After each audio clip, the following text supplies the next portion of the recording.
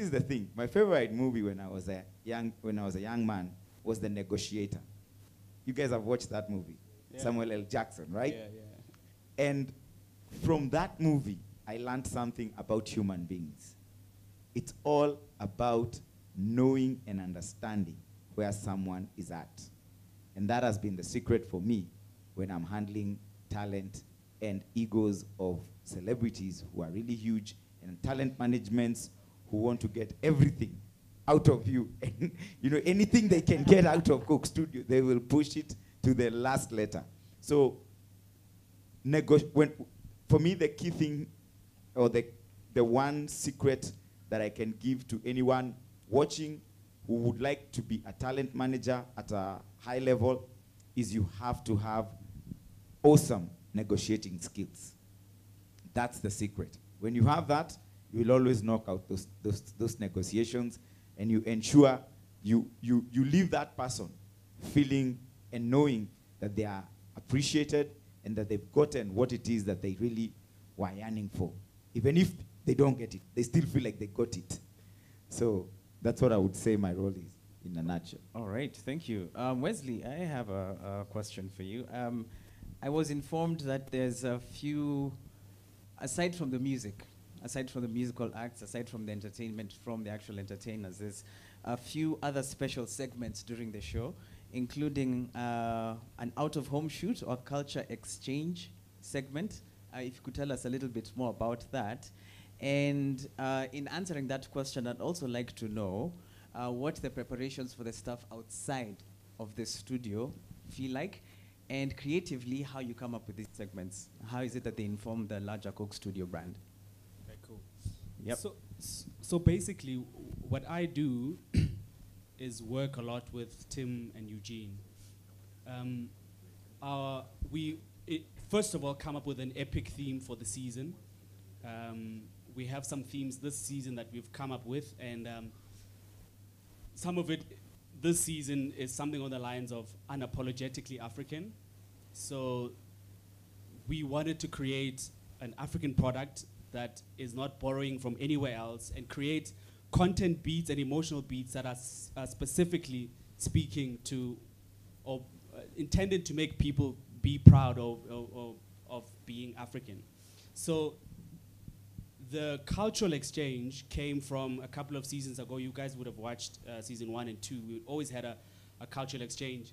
And previously, our theme for the show was discover something about somebody else.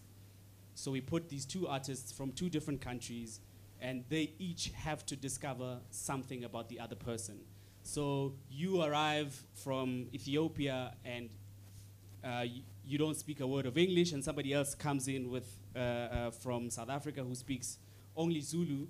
You have to interact, and my job is to facilitate that interaction makes sense for the viewer, and I get the emotion that is intended for the show. So basically, cultural exchange this year is different in that we used to shoot it in studio and had a whole cultural exchange at the Coke Studio, which was in that same environment where we shoot the normal show.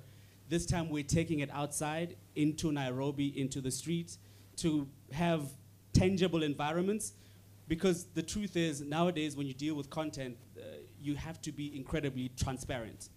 So initially Coke Studio was somewhere out there in the world. We didn't really say that we were in Nairobi because of the studio, because it was going across to many different places. So it was a place somewhere in Africa. But this time, we're kind of creating a world where we see tangible spaces. And the thing about working in Nairobi is that, for me, this place is the most Pan-African. Like, you'll find everyone from everywhere in the world here. You have so many different nuances of many different places here. So what we do is take our artists into Nairobi to experience food, culture, sports, and work that into the content. My role with my team is to really just, besides the TV aspect of it, which is really about creating engaging emotional beats, we we have to, because we work with big egos, we really have to find a way, like Arthur said, find a way to make the artist incredibly comfortable, so easy that they give us the best of who they are, because that's what we're trying to do. My job is really present an artist and give the viewer the best of that artist. If I'm creating a sequence that is supposed to be funny, then I have to make sure they're at their most comfortable, at their freest to give us that kind of content. Yeah. All right. Have you actually had to create content that should be funny? And you have to work the humor into it? We've had to, but look. We're looking behind the curtain. The funny now. is different in different languages, Yeah. but we do actually find moments where you realize that humans are the same. You know, doesn't matter what language you speak, the funny is the funny. You know, beat structure. Yes, Yeah. got it. I understand completely. So let me just let the people in the room know we're going to take a brief break in a few minutes. I'll ask us to, grab a drink, mingle around, think about what questions you want to ask the panel. And I will call when 10 minutes are up, and I ask, please, that you come back into your positions and we can carry on. Before we go into that, I want to bring up something with Tim. I want to go into I want to know something about, when stuff goes wrong, when mistakes happen, because this always happens. Failure does happen. It's as much a part of the industry as anything else is. And I have been told a brief story about something I'd like to call the Jay-Z incident. Does that sound familiar? I really do want you to comment about this, though. So Tim had the pleasure of interviewing Jay-Z. This is correct. And when you got back to the office, realized that you did not have a single byte of sound stored from the interview. It was actually Jay-Z and Beyonce together. Oh, wow. In Nigeria for their first trip to Africa. Oh, my goodness. Yes. You can it hear hurt the a lot. beehive groaning. The first thing I want to say about mistakes Yeah. brings up another point. That the way the industry is moving, it's going more and more towards branded content, sponsored content. It's the future of content in my experience. Broadcasters, production companies, people who used to commission content don't have the budget they used to have. Brands even don't have the budget they used to have, but brands are also playing in a space now where they're understanding that to really speak to your audience, you have to touch them in an emotional way, in touch points that they can relate to. So selling a product like Coca-Cola is not just about a beverage anymore. There's so much more to it. When you get brands like Coca-Cola who are playing in that space, but at the same time trying to use the funds that they're giving to content creation to entertain, build an industry, develop the music industry, develop the creative industry, even with initiatives like this, it's quite a privilege, right? And I don't say that just because my Oga is sitting over there, and I want the contract again. Oga, no joke, I do. I think Oga's had though. But the cool thing about Coke is it's very collaborative. So as much as there's creatives working on it, there's the brand as well. And one of the things that my Oga there, Andrew, has actually helped me understand quite a lot, because as a creative, and I'm sure anyone in this room who plays in this space as a creative, you're very protective over your work, and you can be very defensive over your work. And I think one of the things that Andrew has also helped me see is it's okay. If you make a mistake, the first thing is raise your hand. Because you always want to be, especially when you're like leading a team or whatever, you always want, if there's a mistake, you learn how to BS your way through things, right? So you can't no, that was always our plan to make sure, But the first thing is, if there's a mistake, raise your hand. And immediately, the person who has called you out for your mistake will respect you straight away. And be like, the fact that you're admitting you made a mistake, it's all good, let's fix it, And then you can collaborate to fix it. Whereas if you try and BS your way through it, you're left on your own to try and fix it and act like it didn't happen, and it's a lot of pressure. So I think the first thing when it comes to mistakes is own your mistake. Is that what happened in Nigeria? It wasn't my mistake. Oh, it wasn't? My mistake was hiring the wrong person. Right. Okay, so I'll raise my hand. My mistake was to hire someone who wasn't adequately qualified to handle the job I was giving him. At the same time, this is where the humanity came out, whereas I was trying to give a guy a shot, right? So you've got to balance both. But I guess I chose the guy to give a shot with too much responsibility at the time. There was also the reality of sometimes you don't have a brilliant line producer on your team, and you kind of, and I'm sure everyone in this room will relate, you have to do everything. You're choosing the crew, you're balancing the budget, Sure. you're doing everything. It was one of those productions. And we were covering the This Day Festival in Nigeria, which used to be this big music festival. This was in 2009. And Jay-Z and Beyonce were headlining the festival along with Busta Rhymes. Like, it was amazing. Snoop Dogg. There was a lot of artists all sharing the stage with D'banj, Two-Face, Femi Kuti. You know, so it was like, no, not Femi, Sheung, the younger brother. So it was like this amazing concert. And we got the opportunity to interview Jay-Z and Beyonce the first time they were in Africa together. So while Andrew Oga there is so proud of himself that he was at the Global Citizens Festival in Johannesburg, he literally has people just clutching to touch his shirt that he was wearing that day because he was in the same stadium as Beyonce. We were in a hotel room with B, you know, so I call her B, you know, me and B are cool. And, you know, with Jigga, you know. Anyway, so we did this interview, and it was like, really, it was a once-in-a-lifetime opportunity, you know? And it was exclusive. Like, no one else had got that interview except us, you know? And we got back to South Africa, and in those days, it wasn't digital content. We shot on, well, it was slightly digital. We were talking about it the other day. It was Digibeta. So it was shot on a Digibeta camera, so it's still a tape. So you couldn't really play back. I mean, you could on the camera, but then you risk getting dropout on the tape and all kind of nonsense. So you didn't used to really watch your footage until you got into the edit suite. And when we got into the edit suite to now put the content in and digitize it, we were listening, and you know that feeling when you just like, oh, like you lose life. You know, you just go cold, and I'm like watching it, and there's just the sound like, Oh my God. and you can see Beyonce. Oh. Oh. I think the whole room is feeling pain on your behalf Yeah. right now. Yeah.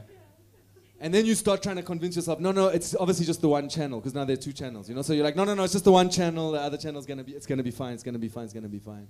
And eventually, as you go through each checkpoint, you realize this is the reality. Oh man. The way to deal with it really was to cry. It's a good first step. Yeah, you know, let the emotion come, you know, just deal with it like that, let it out. Yeah. Then find the culprit, let it out some more. Needless to say, I've never worked with that guy again. I don't even know where he is in life, I don't care. But we had to look there. I think another lesson, and especially then even when I was at MTV and you're managing, you know, big departments and whatever, there must be consequence as well. There must be. As much as you want to be cool and you want people to not feel, but I don't think people learn, including myself. I want there to be consequence if I'm, because you don't really learn if you get away with it. There has to be some kind of consequence. So we had to deal with him. You know, kneecaps were broken. No. You know, there was financial penalty for him. You know. Oh wow. So we chose to not pay him. You know. FYI, it's not me, eh? It then actually came out. Then he actually got his mother to phone us, and his mother was in hospital, and he was paying for his mother's hospital bills. And, you know, it was a really sad story. So we did eventually land up giving him some money towards that. But as a matter of principle, we couldn't pay him his full rate. It just wasn't going to happen. Is this content anywhere on YouTube? I'd love to pull it up during the breaks. No. Okay. Very quickly, I'll give everyone a minute just to comment about this very same issue. What do you do when the proverbial hits the fan? What have you found is the best way to get past that and still empower everyone to do their jobs? Go ahead. That was a rookie mistake. Oh. Putting someone that you've never tried and used before, that hasn't been tested, that you haven't vetoed, on a shoot of that nature, rookie mistake. First one. On the second count, back your backup into your backup. Okay? You back your backup into the backup. Okay? So when you're dealing with the nature, with the magnitude of the shoot you're doing now, you don't go one place only. I think in our post-production and in our media management budget, there is more money allocated to back up what we're doing than to have our primary drive allocation in terms of money and budget. Okay. So when it comes to you executing anything technically in this industry, always have a backup. My backup in that instance would have been, okay, as much as I've got mics on them and I can see my mics and I'm seeing the levels, I'm just, for encasement, I'm going to switch the camera mic on the other channel. So that while he was crying in the edit, and he went, hold on, maybe there's something on the other channel, there might have been just the ambient microphone on the other channel. It wouldn't have sounded as good, but Sounded better than. it would have sounded better than that. So I think it's kind of experience-based as well. And no one's going to, it's not in a textbook. No one's going to tell you what I'm telling you now. And it's going to come from you having made mistakes, True. which is fine. Yeah. You sometimes pay for it. I call it school fees. It's like sometimes you have to pay for shit that makes you learn. And it's like he paid his school fees that day. He paid. He's a different man today. I see it. But It I never can happened again, bro. That's the other thing. Don't let it happen again. Right. Yeah. Right. Yeah. So for me, it's all about backups as well. We generate on a weekly basis on Coke Studio 6 terabytes of footage. That's a lot. That's equivalent to 150 HD movies per day. Oh wow. That's Per a day. lot. Yeah. Okay. We have not lost a frame of footage to date This year. this year that we know of. Tim just had to throw that caveat in there, that disclaimer. Right. Okay. And it all comes from planning. Okay. Arthur, real quick. Yo, listen, I just want to advise, because this is something I've had to learn working with high-leveled and empowered productions and companies. When a mistake happens, and especially for us Kenyans, stop looking into who did it. The problem with Kenyans is, and especially what I've learned as Arthur, and I'm saying this because this I've learned from working with these guys, is we are so quick into asking who did it, because you want to know, is it so and so, is it so and so? Be quick to find out what went wrong and not who did it. And then before you spark or you get emotional on anything, after you find out who did it, immediately engage your mind into how to solve it. How do we solve it? After you've solved it, go emotional. You understand? Like now, scream, shout, cry, but you figured out what went wrong, you've solved it, now go emotional. Because already it's done, the mess has been done, you've corrected it, so you have the leeway to go like, really? Why the fuck did that happen? You get? So go emotional. That's my principle. I have had to learn that from the experience that I've had on Coke Studio and MTV. How long do you go emotional? After you've solved it, you can go emotional for some time. But when the crisis is low, you've got to solve it. Yeah, but don't go emotional until you solve it. Because if you go emotional before you solve it, trust me, you will make the mistake worse. You will the mistake that had happened will only continue, will only multiply. You get? Wonderful. So that's what I would advise. Caroline, if there's one person who would be the cleaner here, or the person that has to deal with mistakes on the biggest level, I think it would be yours, because there's monetary implications and all that. So I'd love to know your point of view about this. Okay, there's always cost implications That's for right. such things. So I think for producers, in the beginning, you always have, for every department, there's always a plan A, B, C, D, E, F to Z. So when you're sitting down with the HODs in every department, as they lay out their plan on how they're going to execute on the project, you'll always ask them, okay, so what will happen when this person doesn't show up? What backup plan do you have? So if it was Arthur, I would be like, so Arthur works with Team. Team does this pairing list of which artists are supposed to come which week and why they're working together. But he has a backup plan of if this artist doesn't show up or doesn't agree to our money, what are we going to do? So for us, at the back of my mind as a producer, I have to have money for the backup plans. because there's always one way you're going to lose money because you were banking on this option to come through, then it doesn't come through. So the thing is, there's the backup plans and allow money for that, and then there's always the insurance. I know in Kenya we still don't have that product to cover production completely, but that is something we'd love to have. And I also know there's an incident that happened. I was doing a commercial for a client, and the drive was supposed to, this is just one of those because we didn't have those post facilities here at the time. The drive was supposed to have been couriered to Dubai. So I had communicated with my assistant to make sure the drive was out, but the drive wasn't out. And so the day for the viewing was upon us, and the client was like, okay, where's the footage that we are supposed to view? And only to be told at that time that she had not sent the drive. So what happened is we had to put someone on a flight to go to Dubai and deliver the drive and have the people work. Of course, they were going to charge me more because they had to put more people on it, on the job. So I guess for us, we know that this happens. We don't encourage it to happen because the money has to come from somewhere, and the client is not giving you a penny more if it's something that you could have avoided. Like Arthur says, we don't get emotional. At that point is, okay, so where's the drive? Do you have a passport? Can you get on a plane? Talk to the airline. What's the next flight out? That's how we deal with it. And then afterwards, then we say, okay, so this is how you should have. Before, I wasn't as calm when I was addressing the person, but I've come to learn that, okay, next time when you have been asked to do something, the moment you know you're not going to do it, you have to let your superior know. Don't sit with the information assuming that we are going to figure it out. Yeah. So. You seem to have a lot of experience in this. Yes, it is. Yeah. It is. So it's about communication, and you just encourage your team to constantly communicate with you, and that when they can't get something done, please just raise your hand and say, you asked me to do this, but I'm having a challenge, and can I get help? Yes, and then that is how you actually also try to mitigate these problems or these mistakes, because everybody knows that when I'm drowning, I can actually raise my hand and get help. Yeah. All right. Thank you very much, Caroline. Wesley.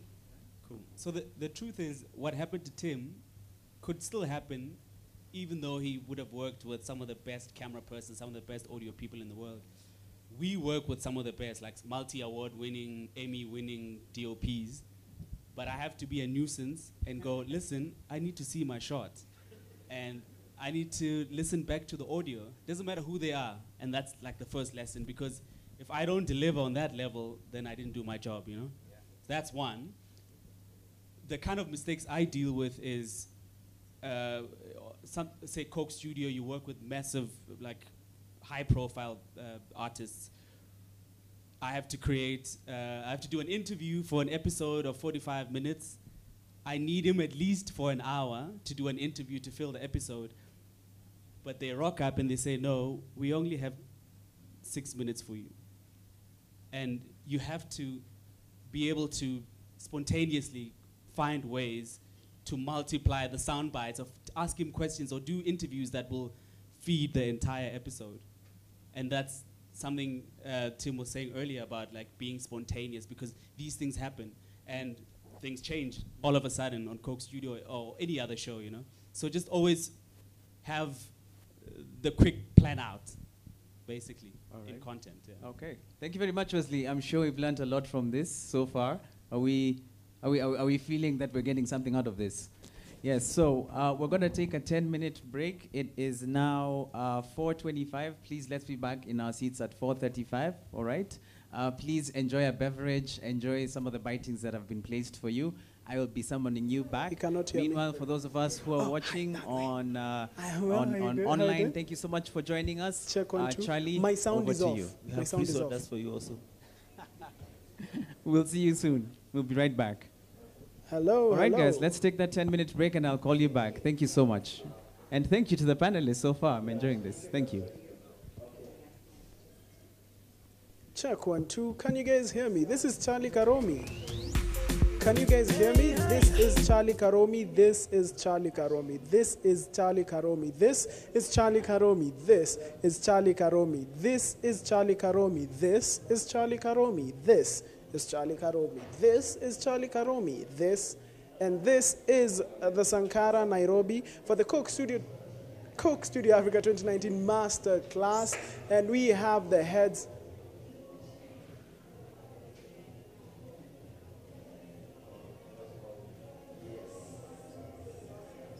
Check 1, 2.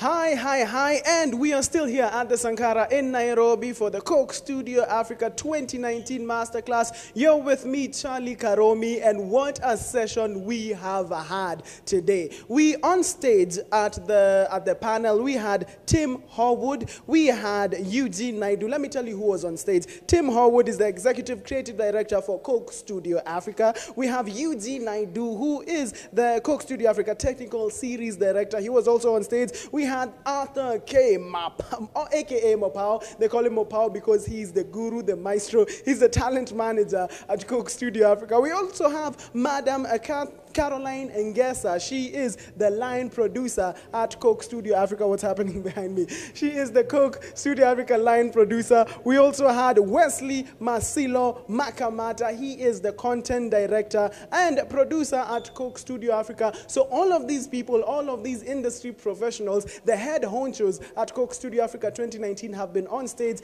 today just discussing things with the panel that they had on stage, with the moderator, that is Mugambi Nthiga, just taking questions, explaining what goes into creating such a massive project like Coke Studio Africa. And we've had people in the audience. We have celebs, we have presenters, we have music producers, we have photographers, everyone who's included in this whole creative process. Because as we told you, Coke Studio Africa 2019, it's not just about the musicians and the music producers. We have this entire ecosystem that brings you this amazing production on camera, and they were here today. And one of them is actually invading my shot right now. Bwana Emmanuel Jambo. You're actually supposed to be after Mr. Martin, but I think, Martin, do you want to fight him for the spot? Okay, he's eating. So, one of the guests here today, one of our distinguished guests here today is Bwana Martin Kimathi. How are you doing, sir? I'm good, bro. Good. Looking fresh, man. Thank you, man. Thank you. Do you want to shout? Do you think I can pull off that look? Definitely, bro. You're looking good as well. Yeah. African You gotta rep Africa. As Wesley said, we have to be unapologetically African. Exactly, motherland all the way. Yeah. Maybe explain to the people watching on Facebook, YouTube, and Twitter, what do you do exactly? What's your CV like? What does your business card look like? Nianze wapi? Okay, I'm Martin Kimathi. I'm a media personality. I work for one of the biggest media stations that we have in East Africa. I don't know if I can drop the name, NTV, Wagwan. You know, I host a show called Twin Republic. It's more about entertainment, engaging with the youth. I'm also an MC. I'm an entertainer in general, and I love fashion as well. Okay, clearly it shows. So basically you're Mr. Entertainment, just whatever you can do to get in front of people, to get in front of a camera, to entertain, that's what you do. Exactly. And you're here at the Coke Studio Africa 2019 Masterclass. What's some of the things that, have you picked up anything useful that you'll use on Teen Republic, on your MCing gigs? or maybe generally in life, because they're teaching us life skills as well. What's one thing that you've picked up? Man, there's so much, but especially listening to Tim, where he lost footage of interviewing Jay-Z and Beyonce, and then you lose that footage. You know, it just shows you like anything can happen, no matter how good you are, no matter how much of a guru you are in the industry. Mistakes do happen, and it's just how you pick up and move forward. So I think that was like my biggest highlight. Because if it was me losing footage after having the biggest interview of my life, Jay-Z and Beyonce, I don't know, I'll just throw myself over a cliff somewhere. Like, never again. I just like, I'm done. What Martin is talking about, if you're just tuning in, Tim Horwood, who is on stage right now, he explained a situation where he had Jay-Z and Beyonce both on an interview, and then they lost all their sound. They had no sound. It was amazing. So, yes? I was like, what? Oh my I God. felt it. I You felt his You pain. felt it. Okay, okay. But we're still carrying on. Do you have any questions that you want to ask them? Yeah. So basically, for me, I just want to know how can we pick up, like especially in our country, in Kenya, you find West Africa, Southern Africa are kind of ahead. Yeah. You understand? So I just want to know, because there's crazy talent here. Yeah. So what is it that we're doing wrong? So I think that's And what we can, and what maybe what we can improve on to the catch solution, up. basically, like what do we need to do to elevate to to that status? Yeah. So I know there's some cold Coca-Cola in there for you, and you, dude, you look thirsty. Eh? You look thirsty. yeah. I can use some Coke. Aye. Thank you so much, Bwana Martin. I'll see you inside. Aye, cheers. That is one of our star guests here at Coke Studio Africa, the Masterclass 2019. And remember, it is brought to you by Coke, of course. We have Sankara Nairobi. We have Pace, who are providing the audio solutions. And of course, we have, who else do we have? Okay, stop, Emmanuel. I'm getting you on stage. He's just looking at me with really, okay, Bwana Emmanuel, come through. And I am joined here with the man himself, the guy who's taller and darker than I am. Clearly, you're just giving me. I'm more handsome, huh? Are you sure? Handsome, yeah, of course. Yeah. Are you 100% sure? You want to count the women? You want to ask? No, I do not. You want to go live and ask? No, I do not. Let's not. No, not now. Maybe later. So this is Emmanuel Jambo, world-traveled, world-renowned photographer. Have I represented you correctly in that? Yeah. Thank you. Maybe tell people about, if I want to say your highlights, you were the State House's official photographer for a while. The president, official photographer, yeah. Did you move, because I hear maybe the money wasn't enough with the president, you moved on to bigger. I have to move up to Obama, you know what I'm saying? But you're here at the Coke Studio 2019 Masterclass. A man of your experience, of your talent, is there anything that you are learning, that stuff that you've never heard before? Yeah, the thing was a good course. I mean, it's a good refreshing class that there's some mistakes have been made, and I made those same mistakes that, a couple of times, or once actually, happened that we lost footage. And like Eugene said, you have to back up the backup, And ever since, I've always been anal about backing up.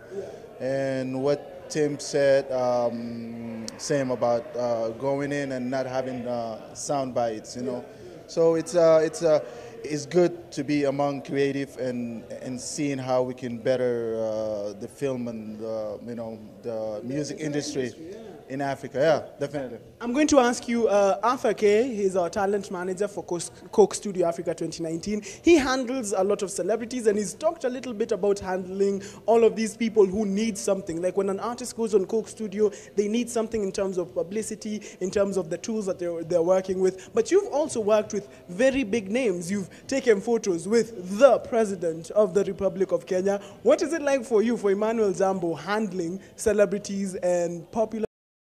I exactly feel what Arthur said.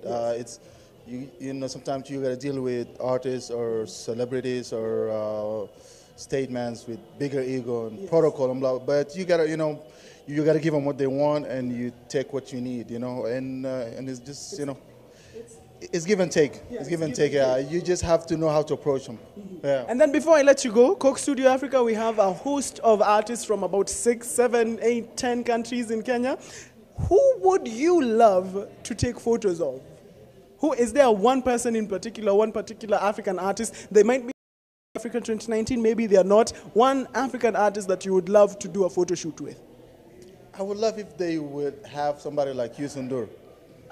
Yeah, definitely. I had a chance to work with about a couple of weeks ago. And who do we have on camera today? So you have Sisi Sagini on camera today, and I'm excited to be here. And who is Sisi Sagini apart from this stylish individual with super style? Who are you apart from? Tell me about the music, tell me about the art, tell me about the videos, tell me everything. Okay, so besides this stylish person that you're seeing, Sisi is an artist, I'm a singer-songwriter. Things go off, or mistakes happen. Yeah. How about solve it? So that's something that they actually mentioned inside there. Solve it fast, have it already resolved, and then now you can have the who did wrong, what happened wrong, okay, who are we firing? So that was interesting. Okay, so yeah, I heard that. Like, if a problem happens, deal with it, and then emotions and everything, let it out later. Come later, yes, Okay, yes, okay. yes, that was the deal. So you have a repertoire of amazing music. What's one song that you would want to see the artist at Coke Studio Africa remixing, and who do you want to see remix? Wow. Yes, I asked that question. Let me think about this now. I'm so Kenyan based, so I'll take it to a Kenyan artist, a Kenyan song, and I'd pull Nyashinsky. I'd pull Nyashinsky, one of Nyashinsky's songs. Let me see, what's the latest? Let me see, Free. Hey.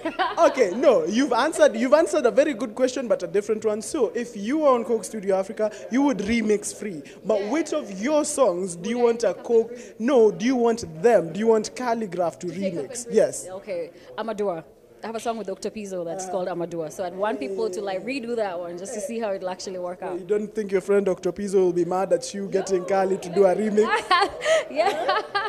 Let's just see how it works out. So yeah. All right. Thank you so much. I know there are bitings in there, and there's some cold Coca-Cola. Grab some of that and I'll see you inside. Sawa? Thank you so much, Cece.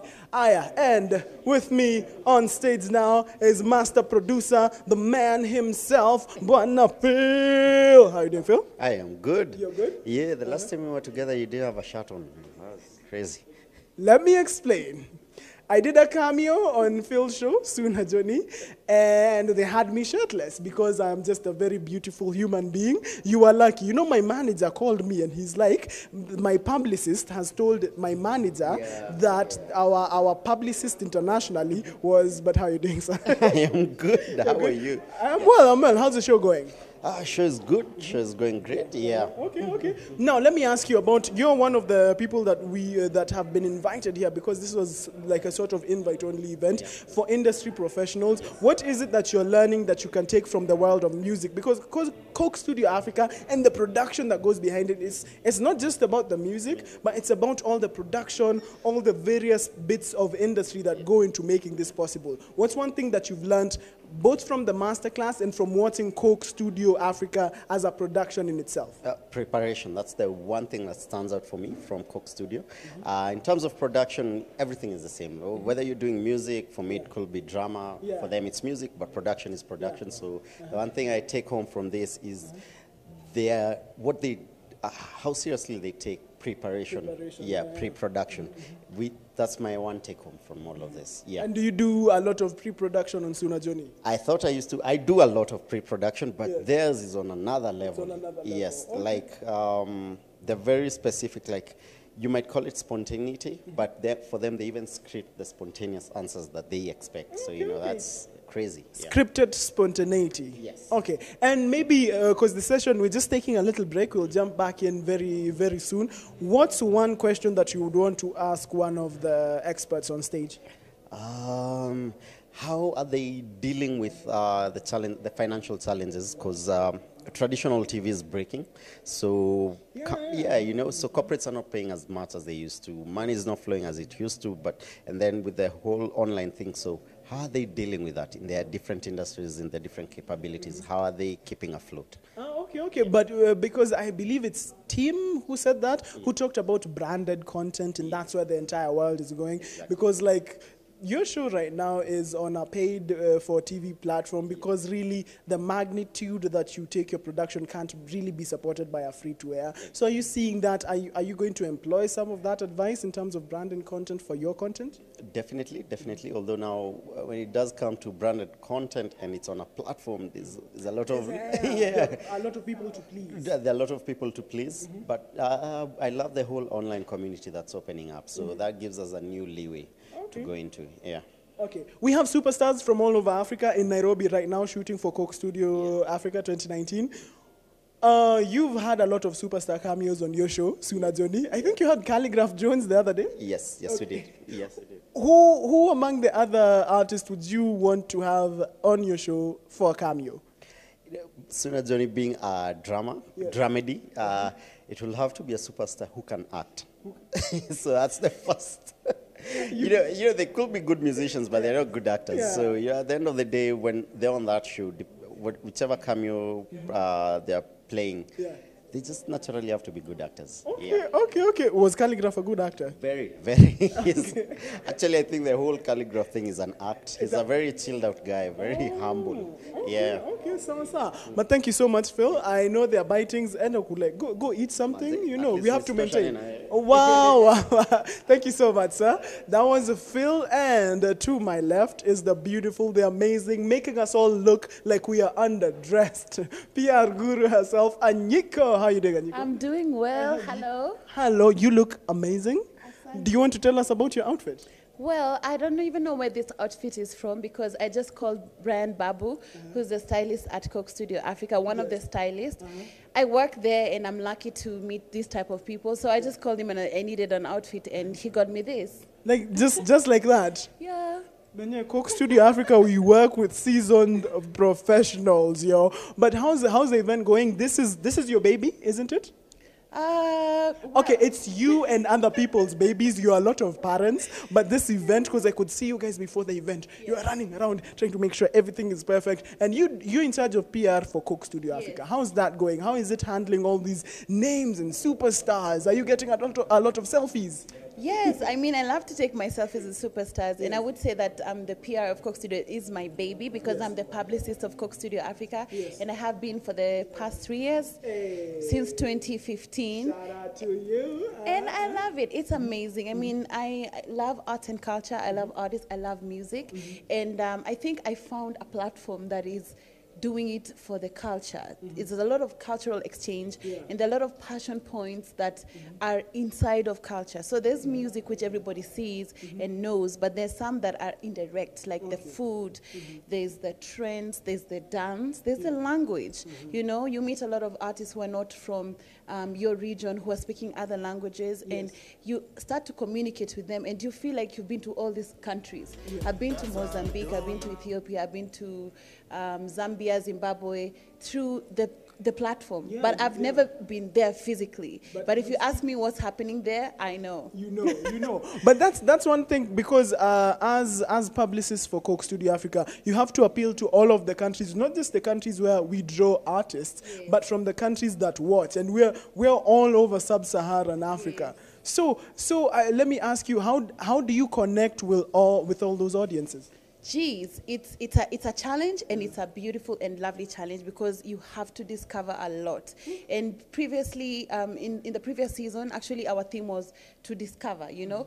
And every year we have a different theme. So this year is like celebration of you know, culture, you know, finding pride in music and your favorite artist and your area code, and also being unapologetically African. Unapologetically. So through so I have to discover a lot, like different, you know, media and people from different regions. And I'm being told by my director that we need to go back inside, but unapologetically African is our theme today, and we're going back into studio with Mugambi for the rest of Coke Studio Africa 2019 Master Class.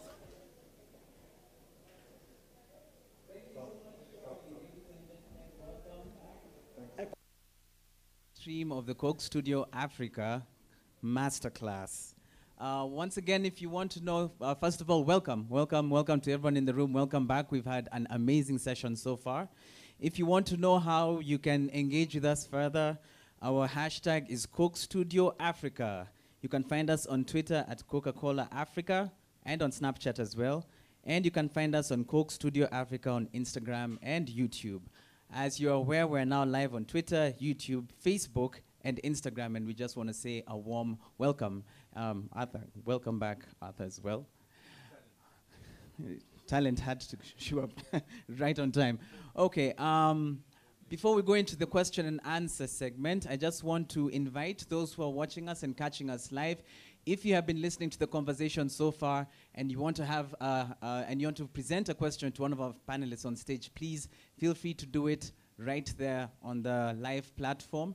We will acknowledge you by name and we'll ask the question to the panel. Please, for the people in the room, please have your questions ready as well. And before we get into that, I want to welcome to speak to us very, very briefly someone who's instrumental in the whole creative process behind Coke Studio Africa. She's the official person behind all the wardrobe that you're going to be seeing during the season. I'll ask her to start making her way as I introduce her. Ladies and gentlemen, please, a warm welcome to Wambui Thimba.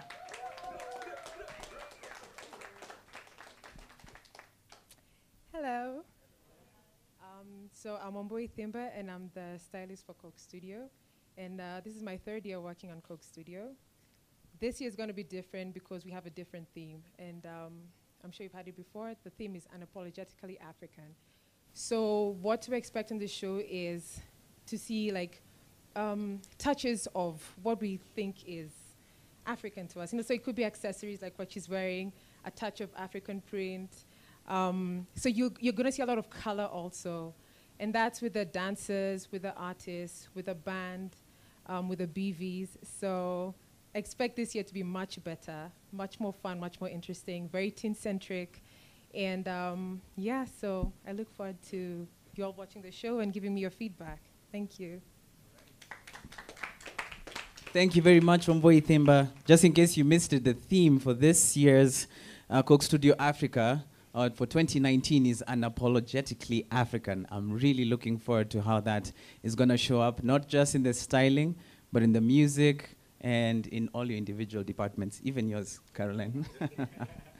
All right, so now we're going into that special part of the night, of the evening, the question and answer segment. So I have heard that there are people inside the room who have some questions for the panelists. So you are very welcome. The microphones are on standby. Just raise your hand, and one of the brand ambassadors is going to bring a microphone to you. So who would like to ask a question? All right, I see a hand right here. Hi, Queen Gadoni. How are you doing? All right, there's a mic coming towards you now. And go. Good afternoon. So the other day, was it yesterday, there was a problem. There was a buzz on the internet about DJ Pinye and gatekeeping the music industry in Kenya. So my question is there gatekeeping on Coke Studio Africa when it comes to artists and producers? And do you ever feel the need to bring in artists that you only know or like or fond of? Okay, this is a very good question and very important, especially for artists all over the continent to know. On Coke Studio Africa, we don't take artists because we know them or because we have a relationship with them. As you heard, the discussions of Coke Studio Africa started in February, and the first thing which we focus on is the most relevant and well-performing artist the year we are going into shoot. Way and above that, like this season, we also do what we call research, whereby we bring or gather young people, because our target audience is the young, is a certain age group. And what we do is, they are called what? Focus groups. That's the name. We do focus groups. And we do focus groups, like we did focus groups of various countries, of the youth of various countries, asking them about the artists that they feel they would like to see on the show. And to be honest, most of the artists, 98% of the artists on Coke Studio this season are actually names that came up on those focus groups. Because as you can tell, some of us are not even in the age group. So you have to speak to that age group and let that age group tell you, I want to see so-and-so. I would prefer to see so-and-so. And you ask them why, so that you understand. Why is it that these young guys are talking about so-and-so and not so-and-so? Because it's also good to know that. So it is basically and purely based on your relevance in the market to our target audience at the year we are going on shoot. And then to top it off, so obviously the audience is key. We also look at industry statistics. We look at social media. We look at PR. We look at just general research on artists as well. We have teams on the ground in all the countries that we broadcast in. And this ranges from, like Arthur says, from young people to industry people. So to broadcasters, radio DJs, club DJs, so-called experts in the industry, which is a very broad spectrum of people. So we try not to limit it to individual perspectives and tastes. We're broad enough so that we get a balanced view. Then we take all those artists together, we look at them, we assess them, we then put them in front of the focus group, get feedback on that. It goes to client, it goes to the offices on the ground. So there's a lot of vetting that goes into choosing the artists. It also becomes based on not only the music they're making, but how they are as artists and as humans and as people and how they conduct themselves. Because we also try with Coke Studio to put across, and I think this, again, I think everything we're talking about is coming with a filter of applying that to our own careers and our own industry. So when you are creating a property and you decide on a theme, an attitude, a personality, one of the things we always used to do when we were creating a new property was personify it. So to always be like, if this show was a person, who would it be? You know? And you go through like celebrity names. Is it a Rihanna, you know? Or is it a... my favorite was a show we did in Nigeria. We were like, this is Jack Sparrow, you know, from Pirates. So this show is just crazy like that, you know? So it's easier to then understand your show more if you kind of personify it. So with Coke Studio, you know, when we're putting across this brand, which is essentially an optimistic, positive brand, you can't be dealing with artists who make their name from being like really controversial and like pushing the boundaries of censorship and, you know, keeping Mr. Ezekiel up at night. We don't want those guys, you know, because that's not what this brand is about. So that is another very important filter that we put on our artist choices. Do they match the brand values? And obviously every now and then these are celebrities, these are artists, they people. So they can make mistakes along the way. And if that happens, we see how bad the mistakes is, we reassess. And if we need to address that publicly, we do that and speak to the artists. But yeah, it's a very complex and detailed process, you know. Just on gatekeeping, all right? And based on where you derive the gatekeeping word from, you cannot gatekeep a creative industry, because a creative industry is based on creativity, all right? And what was trendy and nice to you could not be nice and trendy to me. So you have to adapt with the new, what is it that the age group that you're targeting is demanding and wanting. So for me, the term gatekeeping is neither here, neither there. It's about what is it that is relevant, what is it that is trendy, which artist is presenting that to the target audience that you want to speak to. And if that artist is the one that these young kids are saying they want, now, whether you're gatekeeping or not, whatever that is, you have to give it to them. As long as they match the standards, as we've said, that is the first qualification. Then you go to the client and say, what do you think of this artist? These kids are saying they want this artist. Then the client says, well, yes, based on ABCD, or no, based on ABCD. Thank you very much. I will ask for the next question, please. I hope that has been sufficiently answered. Just some housekeeping as far as the questions go. Please rise up and introduce yourself. Tell us what you're doing, because we'd want a good idea of who you are. And I see a hand there, then we'll come to you, and then we'll come there. All right? Hi, my name is Sos, music producer. I also work with Mojo Productions. I would like to know why Coke Studio chose, out of Africa, why they chose to put their camp in Kenya and specifically Nairobi.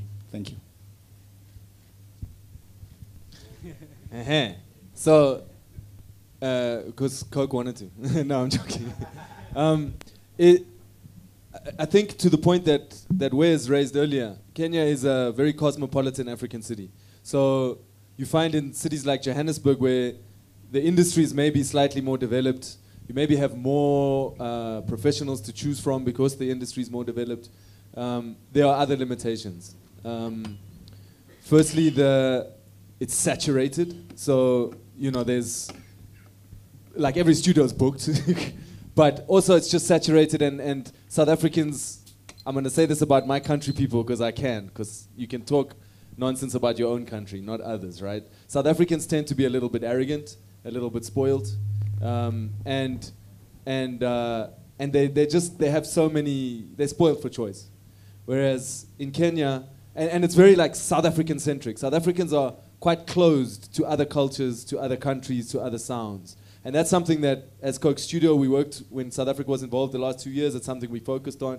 Even in my days at MTV, it was something we focused on, this idea of reimagining the African space, educating different countries about each other's sounds. It's a longer process with South Africans. They kind of set in their ways. Whereas you find, because Kenyans are exposed to more of a cosmopolitan, sort of Pan-African people, it's the perfect place for Coke Studio. Coke Studio is about bringing multiple cultures together.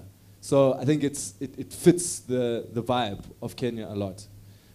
Also, like we've said, we recognize that Kenya has got a lot of room for growth. And I say that in a positive way, not because it's in a bad space, but because there's so much room for growth. And by bringing a production like this to Kenya, I think what it's doing is also contributing towards the industry. It's putting Kenya on a map in a Pan-African space. It's helping, a lot of the crew we work with have learned a lot. There's a great story Huge was sharing earlier of one of our crew members who, Eugene being the technical guy that he is, only rolls with like the freshest equipment, like new stuff, right? So the equipment that we're using this year has never been used in Kenya before, for example, and even in SA, it's brand new. And there's a couple of the technical guys who are working with Huge who have said that they are now able to position themselves. He's the only guy in Kenya who's done this, at this point. So the kind of knowledge and information that's being passed on and shared, and I say this as well, as very much, it's an exchange. It's not us coming and teaching people how to do things. We are learning from Kenyans as much as we are teaching Kenyans. It's definitely an exchange. But Kenya is the perfect place to do that. So we're helping develop the industry, helping develop the music industry, and it's sort of a cosmopolitan Pan-African space, if that makes sense. And just to add, you know that the headquarters of Coke for a long time have been here. So this is their base, even on the other bigger business apart from Coke Studio. There was also one logistical thing to consider in that whole decision, I guess. It is far easier for people on the continent to travel into Kenya from a visa point of view and a port of entry as opposed to South Africa, and distance. So the flight times are not exorbitant for artists, so we don't get them really tired landing there because we're kind of central. And I guess entrance laws to Kenya is far more relaxed than South Africa. South Africa just keeps their borders really tight, so it was going to make it hard for us to get artists in. So one of the other reasons. Okay, you should say something about that. It's something you need to learn. I didn't know that in particular. Olga, do you want to say something? Okay, I think most of what they've said is true. And I always tell people that we pitched this show to a couple of people. And when we pitched it, we told them, you can produce this show anywhere you want on the continent. So when you're coming back with your response, tell us where you prefer to shoot. And it was intriguing for us, for South Africans, to tell us it's easier, cheaper by $1 million, and more convenient to shoot in Nairobi than any other city in Africa. And there was lots of reasons that they gave. Immigration was one of it. Infrastructure is another one. If you try to do a production in Lagos, for example, you'll only find one studio that is close to what you would want.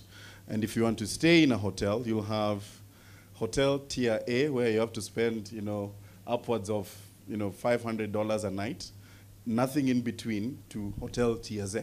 Well, in Kenya, you have everything on that spectrum that you can pick. So it's very convenient logistically, and financially, it's actually cheaper to shoot in Nairobi than it is to shoot anywhere else. The only gap we have in Nairobi is a capability issue. I'd just like to say for the record, Olga, that my wife disagrees with Kenya being the best place for this show to be shot. Is there a reason why? She's pregnant. Again. How did that happen? I have no idea. I was in Kenya. We can fashion a few answers, but we'll do that afterwards. All right, there was a question over here. Hi, my name is Laura. I do a lot of writing, and my question is kind of strange because most of the time when you ask a question, you kind of feel like you know where the answer is coming from. But this is pretty general. Am I correct to assume that it's very hard to get female talent in terms of musicians? And is this a challenge that you've been having in your show consistently over the years? Let me start, and then and anyone can jump in at this point, especially Carol. Yes, it is more challenging to find female artists in the world. Even in the sort of space, you know, other spaces I've worked in, when you're trying to find female talent globally, you either have super tier A-list artists, Beyonce, Rihanna, you know, and then you have sort of C-list artists. Again, the same as the hotels. There's like no in between. It's a massive problem in the industry as a whole, music, creative, business, the world. The world, in every single sector, in humanity, let me say, it's a problem, right? And it's a problem that we, all of us on the stage, client, are dedicated to addressing, like without wavering. So if you look at every element of our production, we are trying to contribute towards changing that. So when you look at our ratio of artists, we're just under 50-50, which does not reflect the industry. So we don't take the stance, which a lot of people do and productions do, to say, well, that's the way the industry is. So 1 in 10, so we all have a 1 in 10 ratio. We are very close to 50-50. In fact, with the finale episode, I think we actually are further towards women. Within our crew, wherever we can find, if the standard is, you know, good enough, we have female camera operators, we have producers, music producers who we've brought in. So in every single way, we are trying to address that. But the answer is yes, it's very difficult, and we all know that because we're all in this industry. But it is the responsibility of every one of us to address that every day in everything we do. Like, I believe that's something we should all be dedicated to outside of the industry in life. And various other things as well. You will see that we've got some other artists who are coming through that are part of other minorities. An artist who's got albinism, you know. So we are trying to address these things. We believe in using, and I know I can speak for everyone on the stage, in all of our careers, and let this also be something to just share. Like, when you work in this industry, you are sitting on power that sometimes we don't realize, and we were talking about it earlier. There are little decisions that you can make as just part of your job that can completely change someone's life, you know? And you sort of forget that, you're just doing your job. But you give someone an opportunity and it can change their whole life and their career and have massive implications. So when you sit with that power, you know, use it for the greater good of humanity. And I know that sounds like, but it's true. We do sit with that and we can make an impact. And one little thing you can do that can make a difference, do it, man. Contribute towards making the world a better place. We have to, you know? That's lovely. Yeah. Just to add on it, what I will tell you is we ensure we go out of our way to see to it that we have as many female artists as possible. We literally break the banks in terms of thought and research in trying to see where can we get that female artist that fits the bill. And even if they don't fit the bill completely, we still empower them, you get. And we've tried, like, in this season to make sure every country we have, if not two, at least one female artist on the show. All right. Caroline, you have something to say? The only female. Yeah. I know the ratio here I'm that glad. completely contradicts what I was saying. I'm glad Caroline has something to say. Yeah, but I represent all the women in the production. But I must say that, yes, we have, like under my team, I have more female than male. Actually, I think I don't have male except maybe for the interns. And I think it just has to do with production is not as glamorous as people may think. Like, you have to get your hands dirty. So the women who are in production really know that they have to work. There's no time to look pretty. If you look pretty, it's just like, wow, how do you make it happen? Because you're constantly running, you're on the phone, you're lifting things, you're helping grip. Because if I'm in the field with Wesley and his camera people are tied up and something needs to move, I have to lift the stuff. And I don't have to care whether I look pretty, you get. So I think it's just about women in the industry just knowing that it's like you have to get your hands dirty. But so far I'm impressed. I think for all the productions that I've worked in, 90% of the women in the production crew, I mean of the 90% of my production crew is female. So I think we're covered. Actually, And my we will continue department, to do I'm that. the only male. Yeah, that's true. So we have a lot of our crew are female. He's spoiled. Don't feel sorry for him. You know what?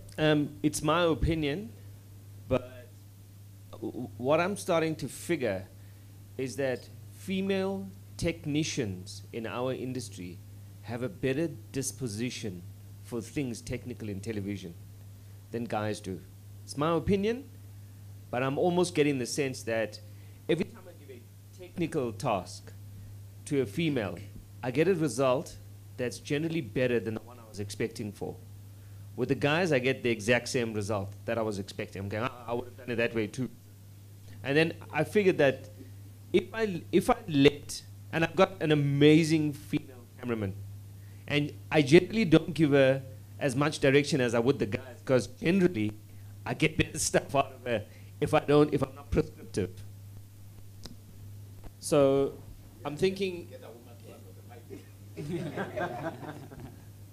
this it must be a female mic. It wants to shut me up. I didn't say that. You just went backwards. So for me, I'm thinking to applaud females in the industry is probably going to help us on the road, because we're going to discover things that we might not have seen before or might have discounted, because I think females kind of join dots maybe slightly differently to guys, and it's nice to have that input on the crew, because they sometimes see some things differently and invariably save us time and add value. So I'm starting to see it. Okay, so we'll just take a break from the room for a moment because I want to take a couple of questions that have come from our Instagram live feed. That guy Renson asks, what is Coke Studio doing for talented artists in the slums or ghetto who have no networks?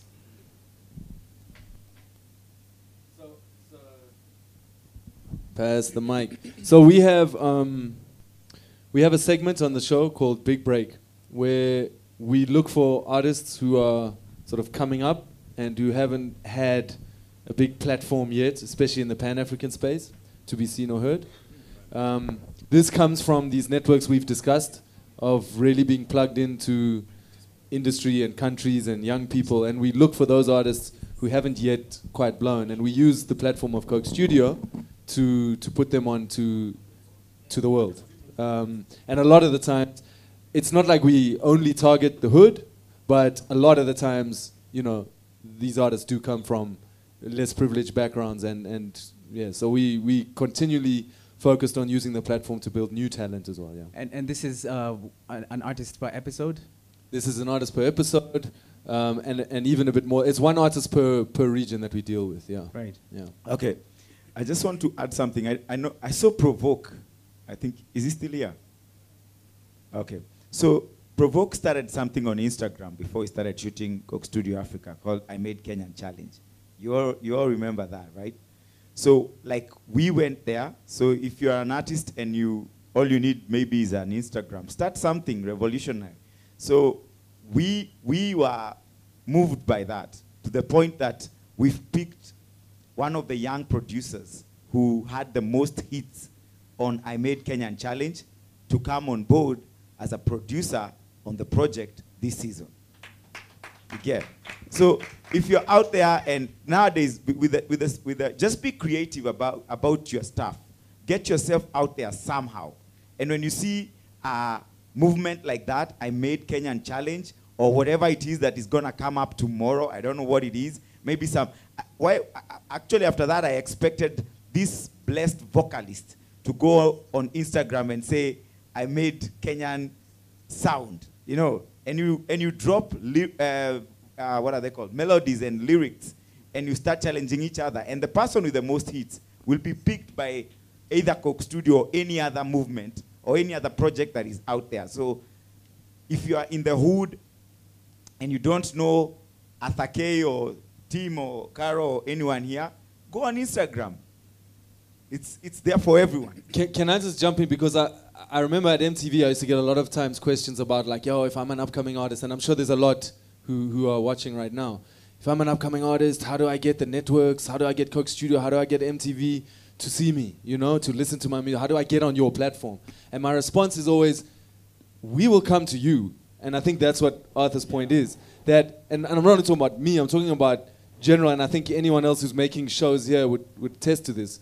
We kind of follow, you know, in a certain way. Broadcasters, journalists, shows, they want to get ratings. So they are looking for people who have followings, people who are taking initiative and doing things. And taking initiative doesn't necessarily mean submitting your content to MTV or submitting your content to Coke Studio. We will, like, broadcasters are sheep, bruh. As much as, you know, we're leading the way and whatever, we're just following what's happening. We're reflecting culture. So we're not these big, powerful people. The powerful people are the artists. And if you, in this day and age, I mean, we old, like you said earlier, we come from a time when there was no internet. So to see artists who now have these platforms of social media, of YouTube, Insta, whatever, to put their content out there, it's such a blessing that you can build your own career without a major broadcaster, without a label, without a brand, without a TV show. You don't need it. Yeah. And once, if your music is nice, and you have the hustle, and you have the drive, and you have, you know, the ability to push your stuff, whether it's you or a team you put together or whatever, the broadcasters will follow.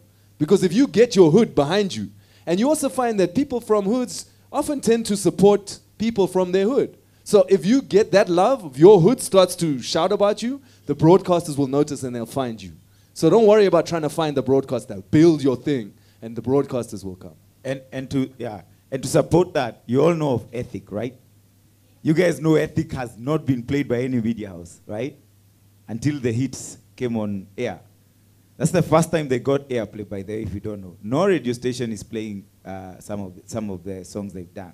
But look at them. They built their song to 2 point. Right now, I think they're sitting at over 3 million views without any airplay. Now, they won't go unnoticed. That I can assure you. They won't go unnoticed because without support from the media, they've been able to rally around their hood behind them to the point now they have millions of views of their songs. So when a project like Coke Studio comes up, there is no way Coke Studio can ignore such.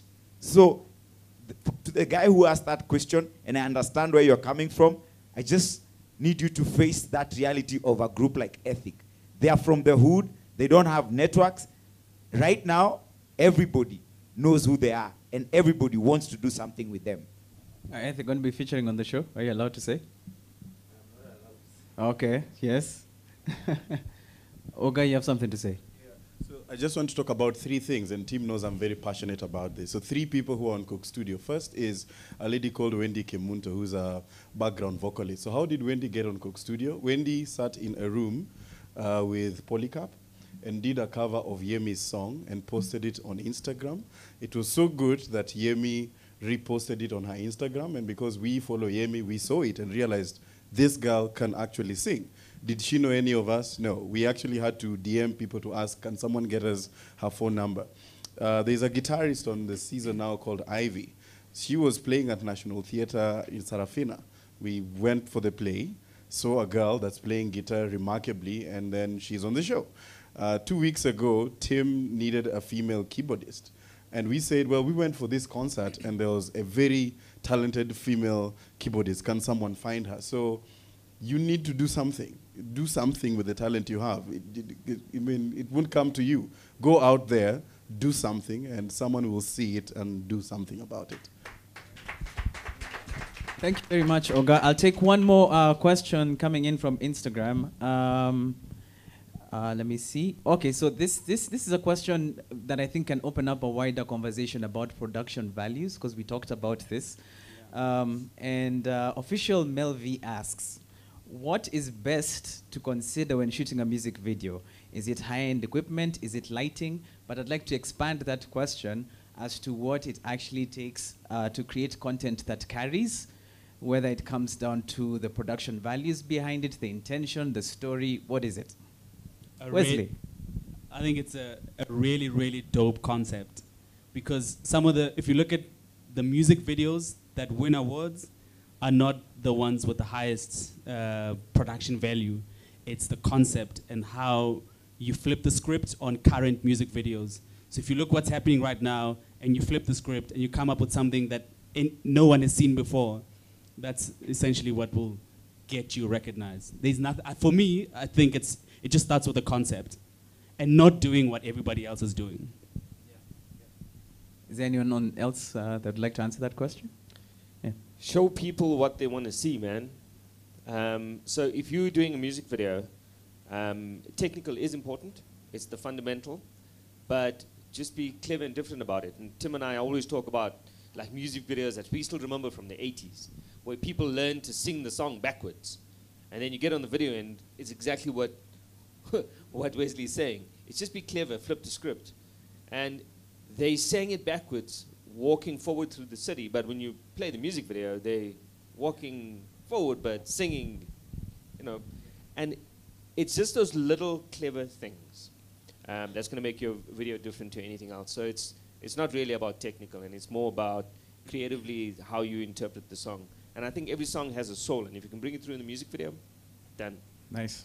Nice, very nice. I mean, Naiboy's video for 2-in-1 is a good example of how technical quality doesn't have to be HD cameras and lighting, and the whole thing was shot on cell phones. Okay, he had access to celebrities, and that obviously helped the celebrity presence, but it was a concept. It was tapping into something that everyone's familiar with now, selfies and things being shot on phones, and that video everyone talks about as one of the nicest videos in Kenya right now, and it cost very little money to do. So I think that's a classic example. That being said, there's contradicting things within this industry. So as much as us as creatives was just do something out the box, let's be honest, some of the biggest videos now are not out the box at all, you know? You know, like, I mean, that's the reality. And yet they're working. So sometimes it's just also giving people, like you said, what they want, but something familiar. So there's something to be said for replicating a sort of style palette, right? And it's not imitation, but it's looking at what is out there and being like, okay, I can kind of do that. Then add that little thing to it to make it yours. But look at what's familiar. So there's certain things that are just not going to work. And if you don't have the instinct to know what's not going to work, look at what people are not doing and then also don't do it. So like, don't have someone stand against a banner. Or you could do a Coke Studio banner wall. We'll support that video, okay? But don't just stand against a banner against a wall and shoot it. You're like, well, that's different. No one does that. You're like, no, but there's a reason no one does it, right? So it's still got to be, you know, like creatively do something original that still has some kind of aesthetic or conceptual appeal to it. But there was an argument. I don't know if am I rambling? Yeah? Okay. There's again, and I'm sorry to keep talking about MTV because they're not paying for this. But when we launched MTV in 2005, we had a challenge that there was a lot of really good music, but there weren't very good music videos. Africa has a different aesthetic. Africa has a different approach. Look at Nollywood. Nollywood is not technically like that, and yet it's making global impact, and people love it, and it resonates, and it's making millions of dollars, you know? So it becomes one of these things, like I said, there's this duality to our industry where you can say one thing, but something else, the opposite makes sense. That's life, again. And I think a lot of what we're talking about today, we're realizing how the industry reflects life and life reflects the industry, right? So there are these contradictions that can live next to each other. So Nollywood gets away with it because of content. So the content, the story, people can relate to it. Then technical doesn't matter. With a music video, you can achieve the same. If your concept is really dope, then fine, maybe your technical quality, Naiboy as an example, doesn't have to be good. But if you're just making a video on Jay and it's not this like groundbreaking concept, then have the technical quality at least that I feel familiar. I'm like, yes, this is good. Because if it looks shitty, then I'm going to think the artist is shitty and the music is shitty. Excuse my language, right? So there are those two things. But I would just say, especially if you're trying to break into other markets, give people something that's familiar. And if it means watching music video channels, looking and saying, okay, people like this, people like that, do it, add your own little personal flavor, and there's a lot less risk of it not working. Got it. All right, thank you. I saw, okay, so you happen to have the mic in your hand. My name is Philip Ogola, digital humanitarian. If you could please rise so that the people at home can see you. I'm vertically challenged. More than me? My name is Philip Ogola from Digital Humanitarian. My question is not musical, but it's actually a challenge to the producers in the house and probably to the Coke team. First of all, this is a very brilliant masterclass. I'm actually learning a lot. You know, from a pedestrian, we normally watch music, but you know the kind of depth which is put to actually put this into play. But I want to challenge Coke Studio.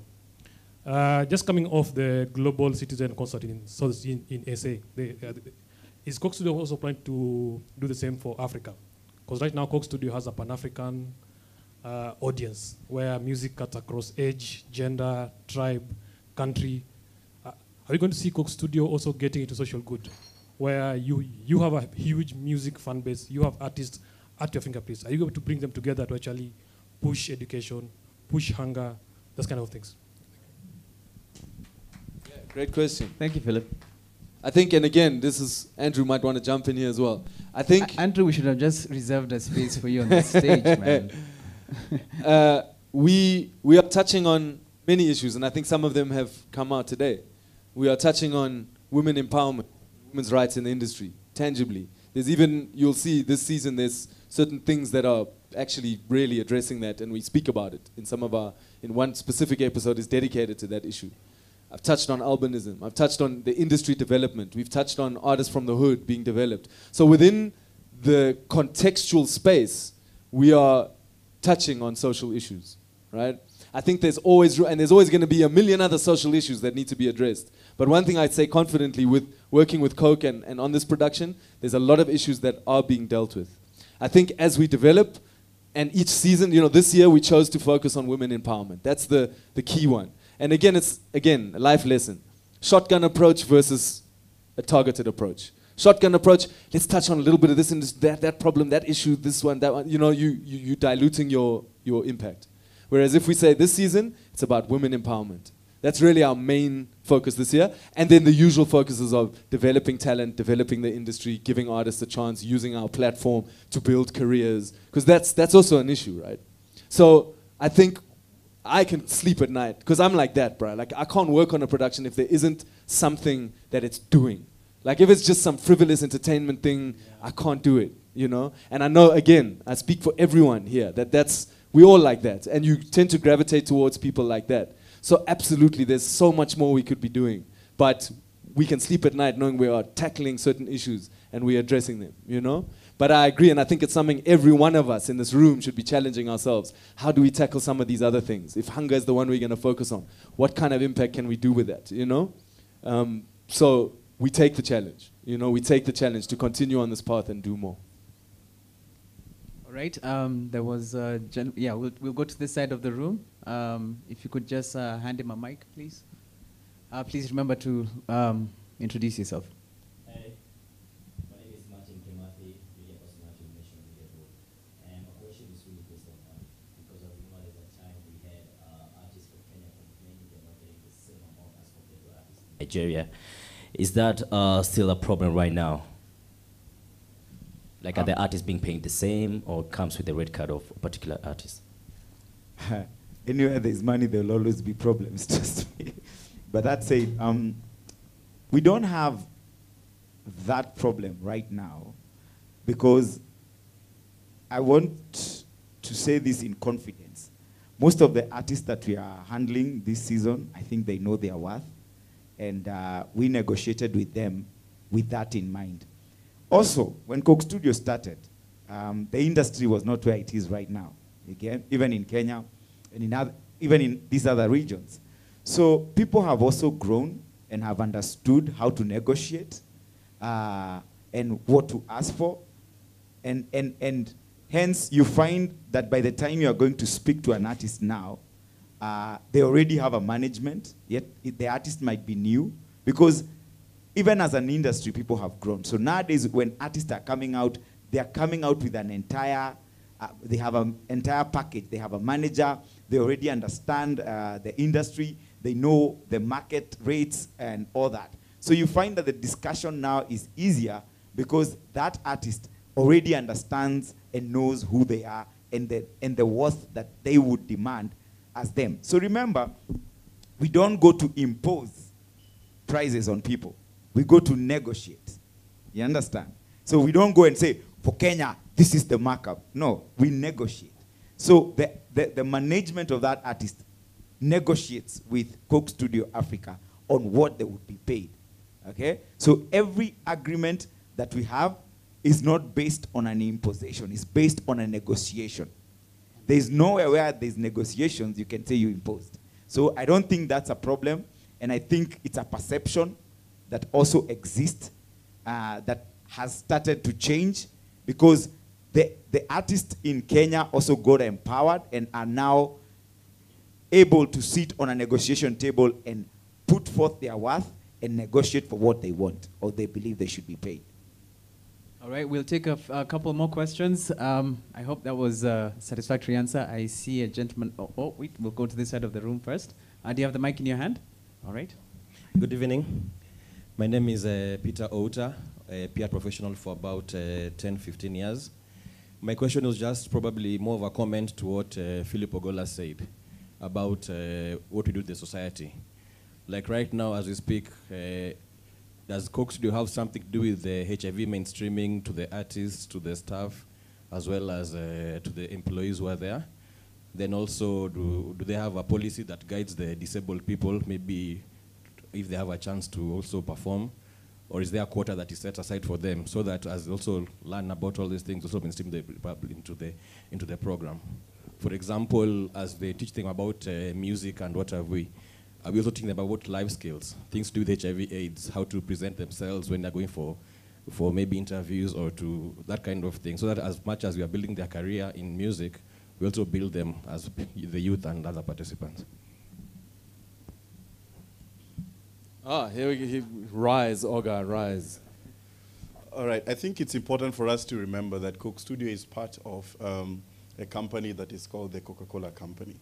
So Coke Studio will definitely not be in a position to address all of the social issues we need to address. Now, if you now double-click into what the Coca-Cola Company does as a company, there's a lot that we do within the societies. In fact, Philip, you know Coca-Cola was part of Global Citizen, right? And we actually unveiled a bottle that's been made 100% from recycled material during the Global Citizen. So there's a lot we do as a company when it comes to our social responsibility, and there is only so much that we can use one particular asset, that is Coke Studio, to address. Now, if you look at what we do, for example, with football and Coca-Cola and other things, we do actually touch onto some of the matters you're talking about. And we have Carol Warui here, who can give you all that. Do you know about something like 5x20, for example, where we want to empower 5 million women by the year 2020. So there's a lot we do as a company, and there's only so much we can allocate to an asset that is Coke Studio. I hope that answers you.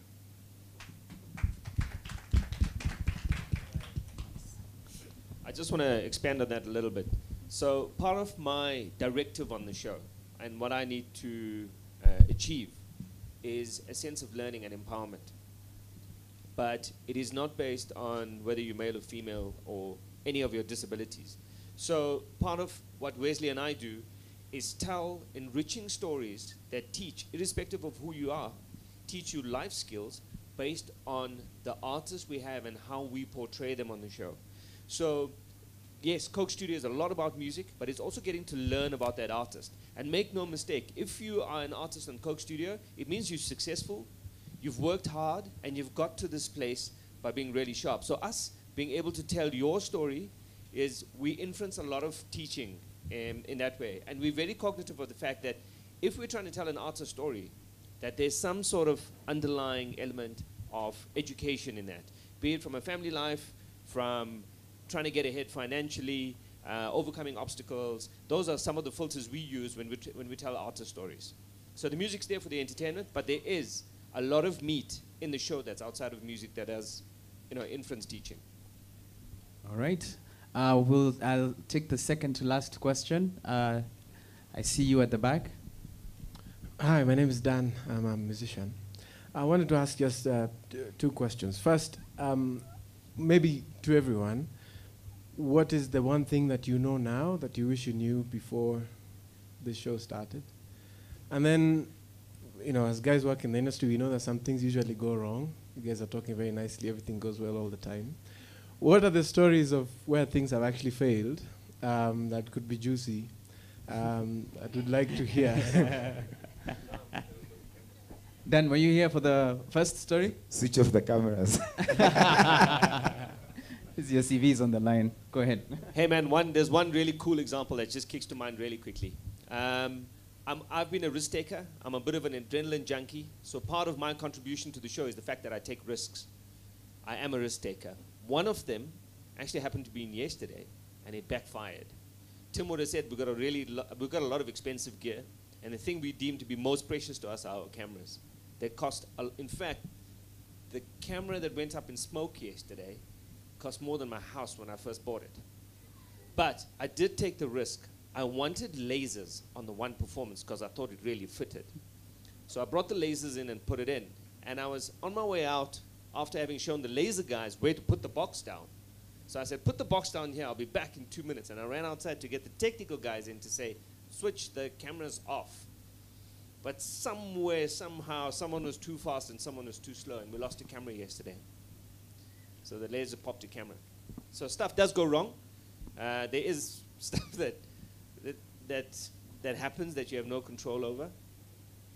But it wasn't a person, so no one lost an eye, and I guess we're fine. But we did lose a camera. The thing I wish I had known when I started Coke Studio, not just the season, but Coke Studio, is how long does it take to make an original track with 2 artists? TV runs to a schedule. And if I knew the answer to that question, I'd be so much more effective in making better music and being able to manage the schedule. So the one thing I still haven't got to grips with is how long does it take for 2 talented artists to make an original track? I wish I knew that when I started, and I'm still trying to figure that one out. How long's a piece of string? About that long. I think I'll just give one juicy story. Not for this season, last season, we brought in Rayvanny and the artist from Angola. Gita Fina. Yeah, Gita Fina. And they're both very talented, very young, very energetic, and they both want to be out there. So the 2 of them clashed. And there was a whole standoff for some time before we could get the 2 to gel and make them understand each other. And the best part about it, when it happened, obviously the managements of each other started going at each other. And you know, we had to come in and cool them and make sure everybody's relaxed. But the best thing is, and I want you today to, when after this you go and check that song. Those 2, the song they did, made Rayvanny be called to Angola by one of the biggest female artists in Angola and one of the richest female artists in Africa to do a song with him because they did an amazing, amazing song. So that's one of them I think I can think of on top of my head. Like, I have never forgotten that one. It has never happened before, and it has never happened again, but that one was a good one. That was a juicy one. Not a good one. Okay. Do I really have? I think I can just address the part where you say that we probably act or give responses as if everything goes well. No, it doesn't go well. As a producer, you know something is gonna, go sideways. So, and you don't know what it is. You just deal with it as it comes, and it can be anything. Specific to Coke Studio, I guess for me, the dealings that we have is, if, for example, hasn't happened this season, Arthur, you've been great, but is when probably an artist doesn't show up when they're supposed to show up, like they don't keep the call time for whatever reason. So we schedule you for like an 8 a.m. to start recording your music, but you show up at 12. And because we have to organize everything, reorganize everything, and probably start to film another pair, and then you show up in the middle and you're not happy that you're waiting and stuff like that. So it's just having to manage that. It's never pretty, it's not pleasant. But also because of those delays, having to film longer, like maybe ending up at 11 p.m. or probably just after midnight. But it does happen. What does that mean for me as a producer? Cost implications. So when that happens, how do I prep myself? But it just really is if everybody could just stick to the schedule, we'd all be happy. But if it doesn't happen, then we just have to deal with it. Yeah. I don't have a juicy story, but something I wish I'd known was how patient you have to be when you work with people who speak many different languages. So there's French dialect from Madagascar, and then you bring in a French translator who doesn't understand what the other person's saying, and then the artist also speaks like the shang of that of that country. You have to sit there, be so patient, and witness language go through 4 people, and then it's still wrong, and you go back 4 times and have to do that again. So when production is saying we're running late, I'm like, no, we can't. You know what I mean? Like it's just a ripple effect. So yeah, that's that. I wish I'd known how long this content thing would have. Yeah. I think just one of the challenges on any production that involves celebrities, and it's come up a few times, where celebrities are involved, ego is involved.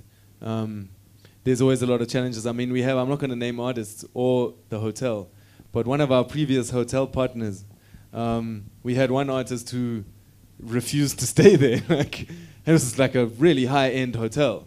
And his reason was, and I might give away which hotel I'm talking about. His reason was like, nah, man, I feel like I'm on the set of Harry Potter. I can't stay here, you know? So there are artists who have big egos. Now, I think, again, like what excites me about today is we're able to share and discuss as professionals together. I think one of the things we need to challenge ourselves on, and yet it's a bit of a catch-22, it's a dilemma. We feed the ego of these artists because we want to get the best out of them. And because they are good at what they do, and they're talented and they're famous. So you want them to feel comfortable. I mean, Arthur has given up his own personal ego to cater to other people's. But I think what's an interesting challenge for all of us is to just think about this a bit as we go about our daily lives working with celebrities. You want them to be happy, but it's a vicious circle that lands up happening because the artists realize the more they act like a diva and the more difficult they are, the better we treat them. Because if you've got an easygoing artist, all of us, because we're all so stressed and we're running around, we've got a production to run, and this artist is just like, no, I'm cool, it's fine, don't worry, I'll be fine, just tell me when you're ready. Then you just land up neglecting them a little bit, and you're kind of like, okay, cool, he's cool. So let me and then you're dealing with other stuff, and the artist gets neglected a little bit. Then the artists start realizing that other artist who's a complete a-hole, hate that word. Can I just say asshole? It just feels so much better. I was trying to censor myself. Mr. Ezekiel's on his...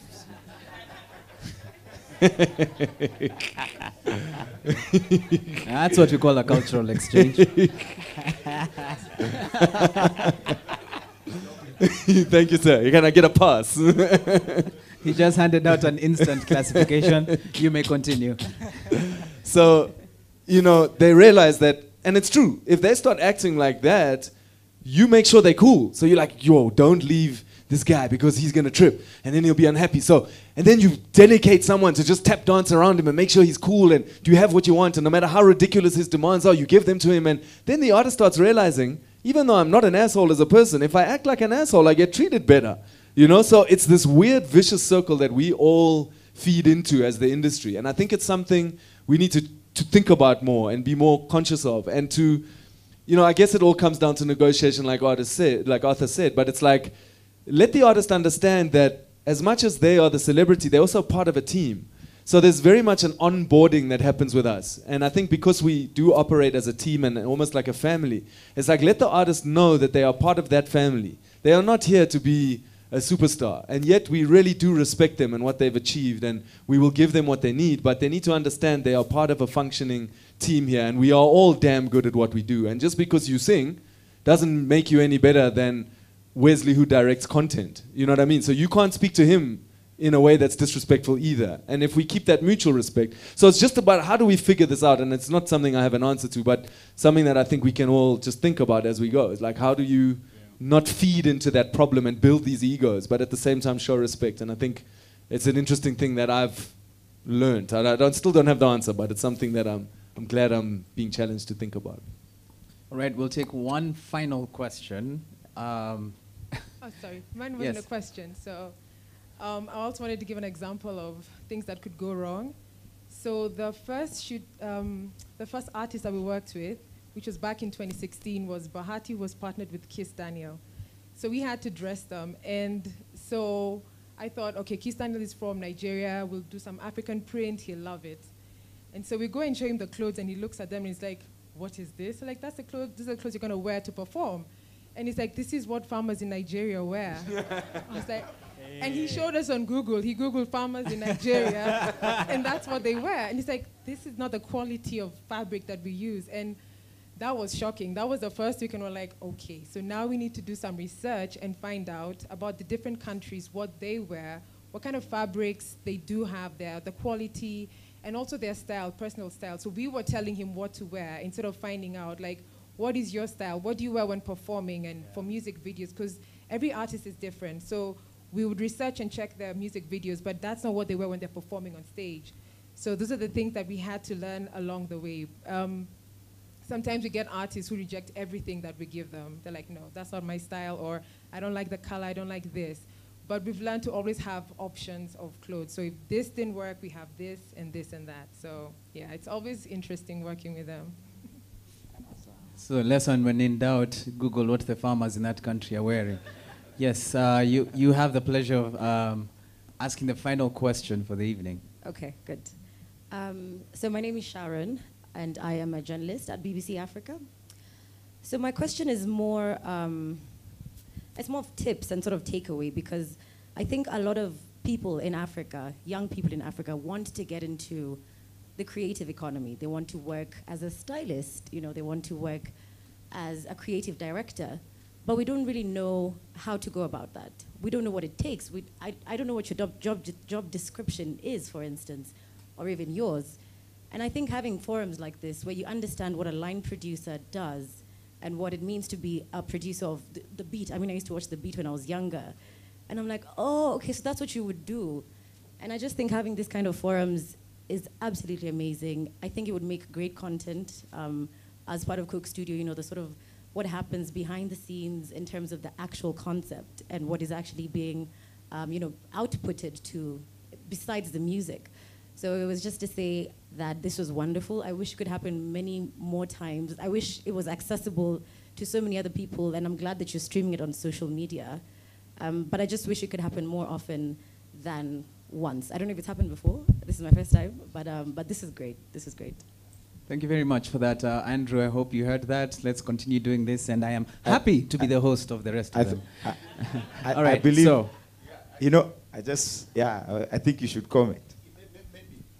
Because actually, exactly what she said is what I was telling Andrew immediately after we went for break, that I wish this was well advertised and the industry knew the kind of panelists that we have. Because this kind of expertise and the knowledge and you know, on the job situations that they're talking about is what the industry needs. It's not really the policy that is the issue. It's also the depth, the commitment, the passion that comes with these kind of interactions. And I've requested Andrew humbly, because we now have Nairobi Cinema, now Nairobi Film Center. We can offer that place for this kind of classes, provided I'll get this quality of panelists. And we will advertise. If it will mean buying space in the paper, we commit to do that. So advertise it as much as possible. We'll commit money into it. I am very happy that our Cabinet Secretary for ICT is following this, and he says he's very pleased with what is going on. And really, if we can synergize now between what the private sector like Coca-Cola is doing and the government, I think we can take this industry forward. So I think that's a very relevant thing.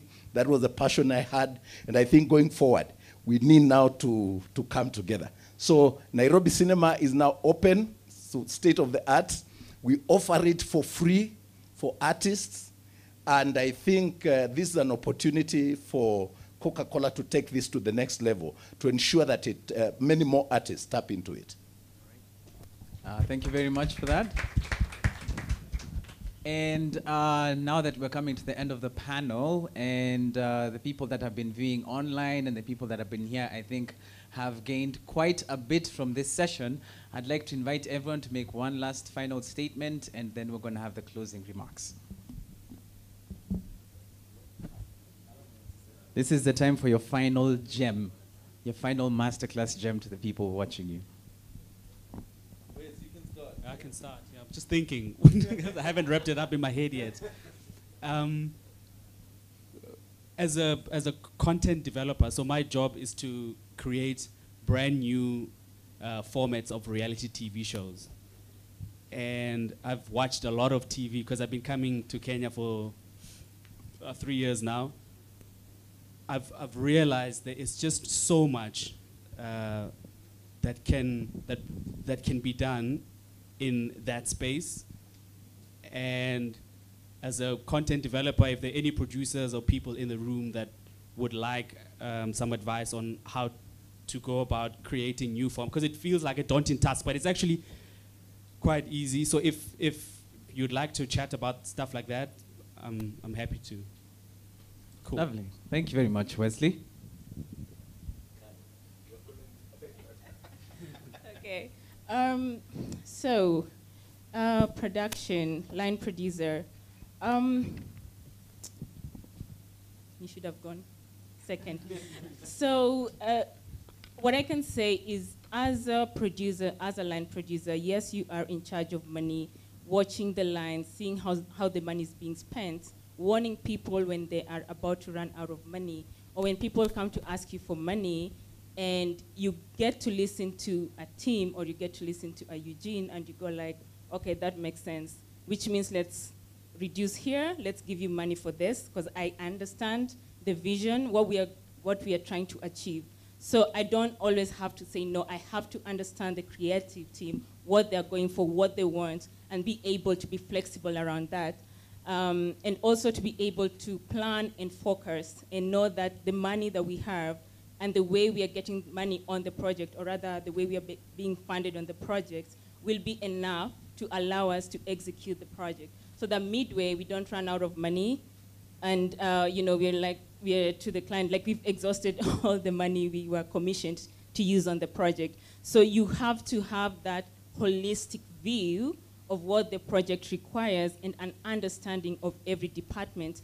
And as I said earlier, I started at a lower entry level, and I think that experience gave me an all-round experience to understand what each department is doing and what they're going for. So when they approach me, when they ask for more money, I completely understand. Also, when they're asking for more money, and I'm like, I don't think you have to do it that way. We have other options, so that I'm not just saying yes to things that are not going to actually add like exceptional value to the production. And I just think anybody who wants to be a line producer just need to have an all-round experience of working with the different departments, being good with money, being able to forecast and plan. Above all, set work plans and workflows and understand them. Be able to deliver according to schedule, and set up a team that is going also to deliver for the project. Thank you. Okay. First, this season of Coke Studio that we are shooting, I am just going to say everybody should look out for it. It's unapologetically African, and therefore one of the reasons why we are not having an international artist is because this is unapologetically African. 2, it will be very teen-centric. You will notice by the artists that we have on board, once they are revealed, that these are the artists who are relevant to the teens and to the young generation now. And not necessarily a big name, but somebody who is relevant and who the teens want to see and hear from. So this is one season that I think will be very exciting because of the artists we have across board. They are very young, very energetic, and very vibrant.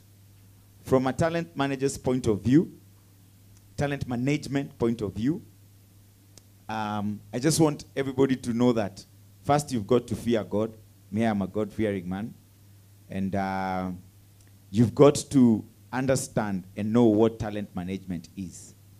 I was privileged to work for MTV and to be trained at an international level on artist management. If you're out there and you're wondering how can you become one, start where you're from. I started where I was at in 2001, and today I'm where I'm at. There is no formula. It's just you pushing and pushing and pushing and being dedicated and being committed and knowing that life opportunity comes once.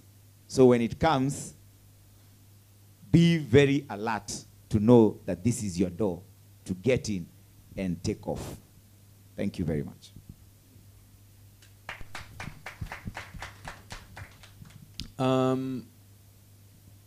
Like I've been lucky enough to work on quite a lot of big things that have done well, but every day I'm worried that I'm not going to be able to deliver. For me, coming up with ideas is painful. It's pleasurable as well, but it's hard. It hurts.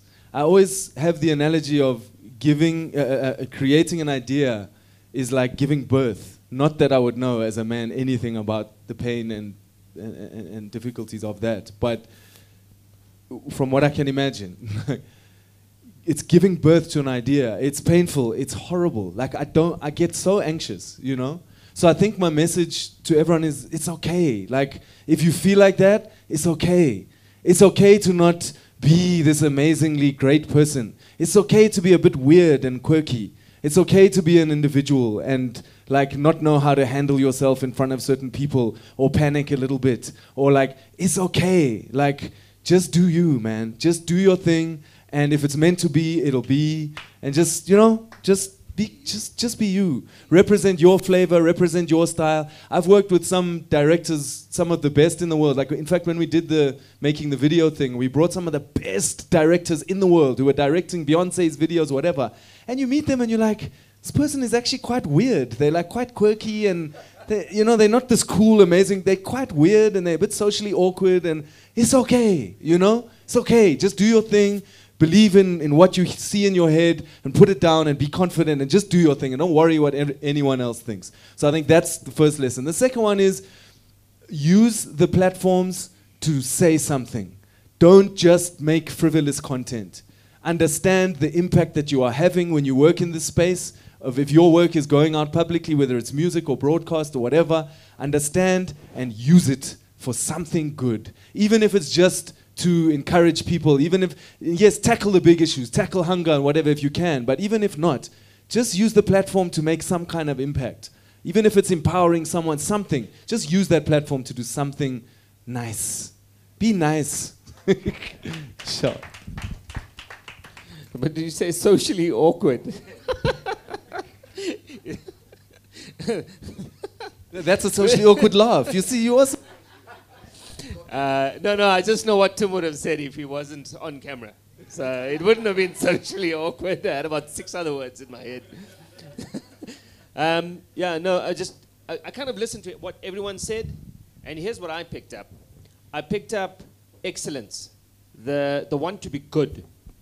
I picked up efficiency in what you do.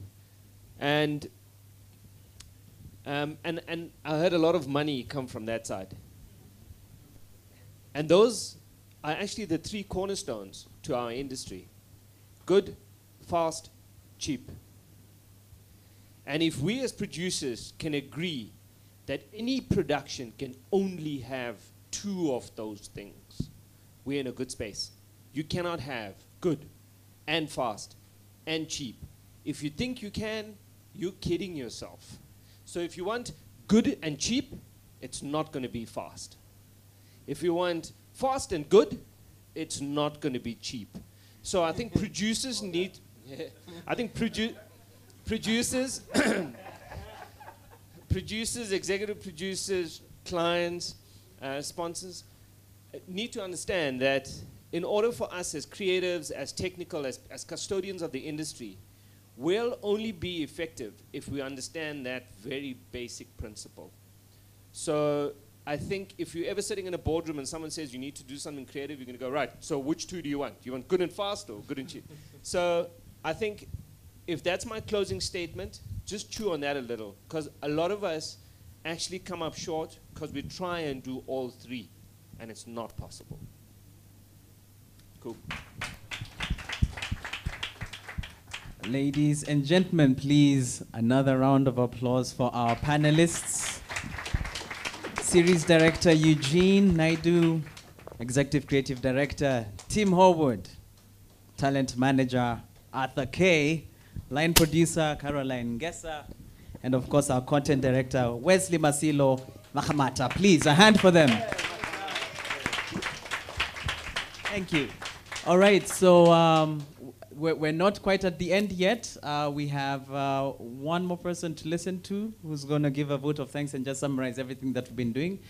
Please, a warm welcome to the Digital Manager of East and Central Africa, Mukami Masharia.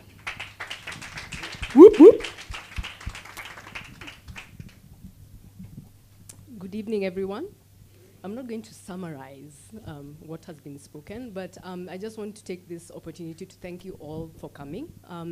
Thank you so much, Dr. Ezekiel Mutua, for being here today. I know a lot of people here would like to have a word with you, just to pick your brain a little bit, so you can hang out with us at the end of this. To the panel, Wes, Caroline, Arthur, I know everyone is looking at Tim's dreadlocks.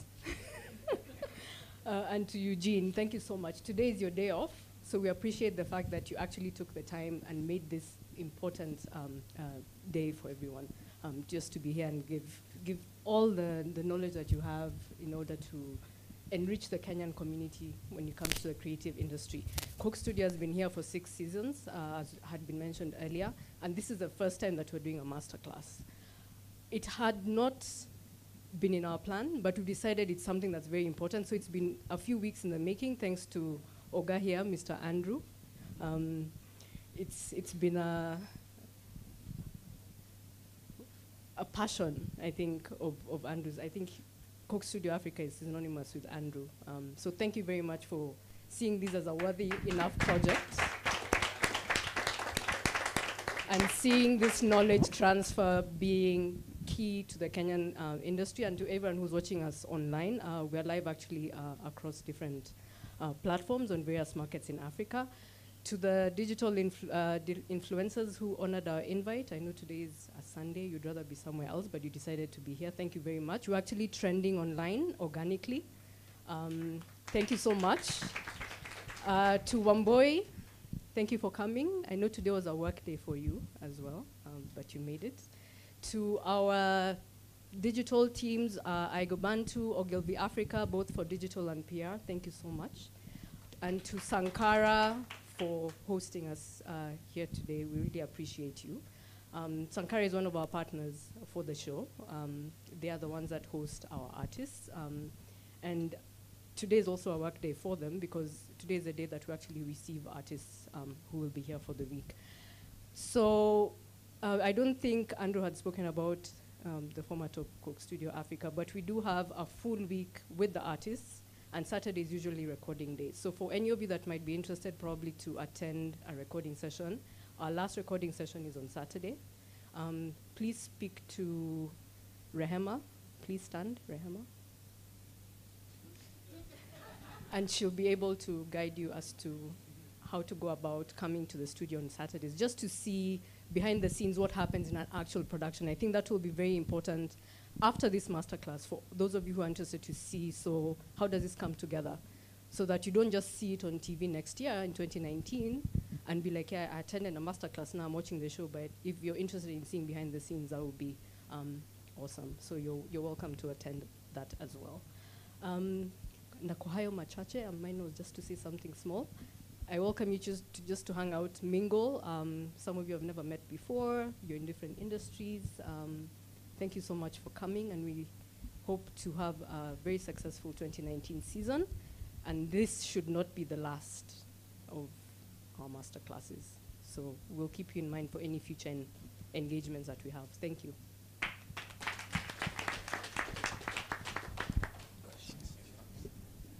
All right, ladies and gentlemen, that brings us to the end of the Coke Studio Africa Masterclass. Thank you so much for being here.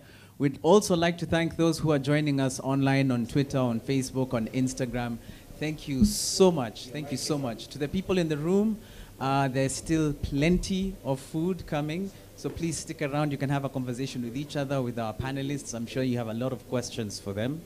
And I have been made aware that Charlie Karumi, who's been working very hard as our roving reporter on the ground, is ready to ask a few more questions of the people in the room. So our online audience, please do not go away. Charlie is out there. Charlie, I hope you're ready. I know you've been working really hard.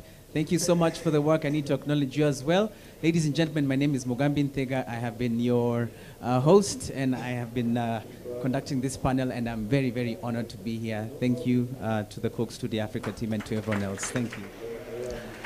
Asante sana Mugambi Charlie, Nthiga, our over host to you. inside the hall for Coke Studio Africa 2019. This is the masterclass, and this is what we did. We gathered the heads of departments, the head honchos from the top departments at Coke Studio Africa 2019, and then we got them into a room, you know what, to disseminate the information, because they have so much to share with us. They have the level of experience, the level of expertise that goes into producing Coke Studio Africa 2019. It's insane. So all of that content and all of that experience is coming here to this hall at the Sankara. And we're just talking to other creatives, other professionals in the creative industry, and we're just letting them know what they need to do or where they need to improve. Just ideas. Like, we all need that as creatives. We just need ideas to be inspired, to make better content. So that's what we were doing today. And on stage, and I'm going to try to get some of them here on camera with me, but on stage we had Mr. Eugene Naidu, we had Tim Horwood, we had Caroline Gessa, we had,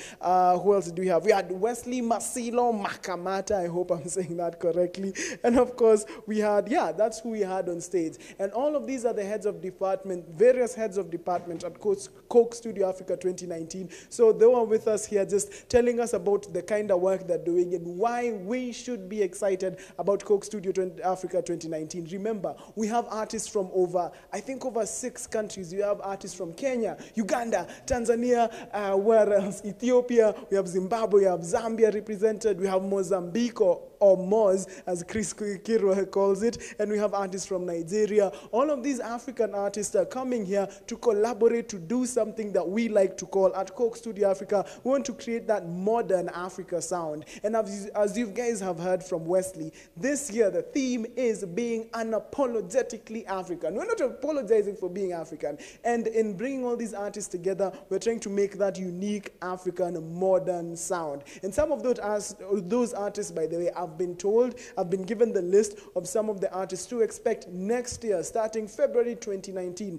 That's when Coke Studio Africa 2019 starts. So let's see, who do we have here for next year? We have from Kenya, we have a Naiboy, we have Moji Shot Baba, we have Calligraph Jones, we have Nadia Mokami. That's just from Kenya. From Tanzania, Bongo Flava yenyewe, we have Vanny Boy Revani, we have Nandi, we have Harmonize, we have Liza. This guy is behind like some of the biggest hits in Tanzania right now. We have Juma Jux as well. From Uganda, we have Shiba Karunji, we have Fik Fameka, we have King Saha, we have Weasel as well from Uganda. From Ethiopia, we have Mahlet, we have Bisrat, we have Babush, we have Yaret Negu and Rofnan Nuri. From West Africa, we have Scales, we have Rude Boy and Gospel on the beat. We have Winky D from Zimbabwe. We have Chef 187 from Zambia. And of course, from Mozambique, we have Messias. And these guys are collaborating with some of the top professionals in the industry from all around the world, from all around Africa. And what that does is we put them together in a room and we just tell them, your job right now, we are paying you good money. Your job right now is to create. And that creative process is amazing. And that's what Coke Studio Africa 2019 is going to do. We're going to take our cameras, our microphones. We're going to put you guys watching from home inside that space where these artists just come together to create and to do all this content. We have collabos. We have a lot of amazing things going on at Coke Studio Africa 2019. And I'm going to have some of those head honchos here with me on stage to try to tell you why you should expect what we are bringing. And among them is Mo Power himself, Bwana Arthur K. How are you doing, sir? Thank you, sir. Thank you. How are you? How's... South African. Did Thank you. you. Take this? Yes, they They did. need to Did capture you- that. Did you guys take this? Yeah. Unapologetically African. That's what. Unapologetically African. That's what we are, man. That's what. How's the food, by the way? I hear the food is nice. Yeah, you can see I carried this to the So interview. just, I haven't eaten, but Oh, okay. where's your plate? Sorry, I'll I'm go. not giving you this one. I won't feel. Arthur. But the I'm good sorry. thing that I know that you're giving us Yeah. is amazing content on Yes. Coke Studio Yes. Africa 2019. Are there a few, because you're the talent manager, are there a few surprise guest artists that you have just hidden in your back pocket? Yes, and one is arriving tonight. We have a surprise guest artist. Where can people find out? Is it on Coke Studio's social page? We haven't revealed him yet, so I can't even talk about it. So guys, go to the airport. If you're in Nairobi right now, go to JKIA and just He'll look be out. landing tonight, yeah. He'll be Go to landing the tonight. airport. If you are a fan of music, I'm sure you love this guy. Okay, and apart from you've spoken a lot on stage about the kind of work you're doing, but all of this is for the purpose of the people watching and for Africa as a whole. In terms of African music, we're trying to create that modern African sound. Why should people really tune in starting February to Coke Studio Africa 2019? What's that? Like, tell them to, because I've told them like a lot of times. Tell them. Listen, this is the one season that I can tell you everything is based on research from you guys. We went out, we talked to people like you, we asked, what is it that you want to see on Coke Studio Africa? We listened, we put it into place. That's why I'm saying the artists on this season of Coke Studio Africa are purely and honestly picked by you and for you. So this season is going to be more exciting because we have very young and vibrant artists and not maybe the usual old names that maybe you're used to. So that's the one thing that I am saying repeatedly, because you need to understand that we also listen to what you want and what is it that you want to see on Coke Studio Africa. Yeah. The other thing that I'm going to say that has never happened is we're going to release the audios before the show. That's an exciting thing.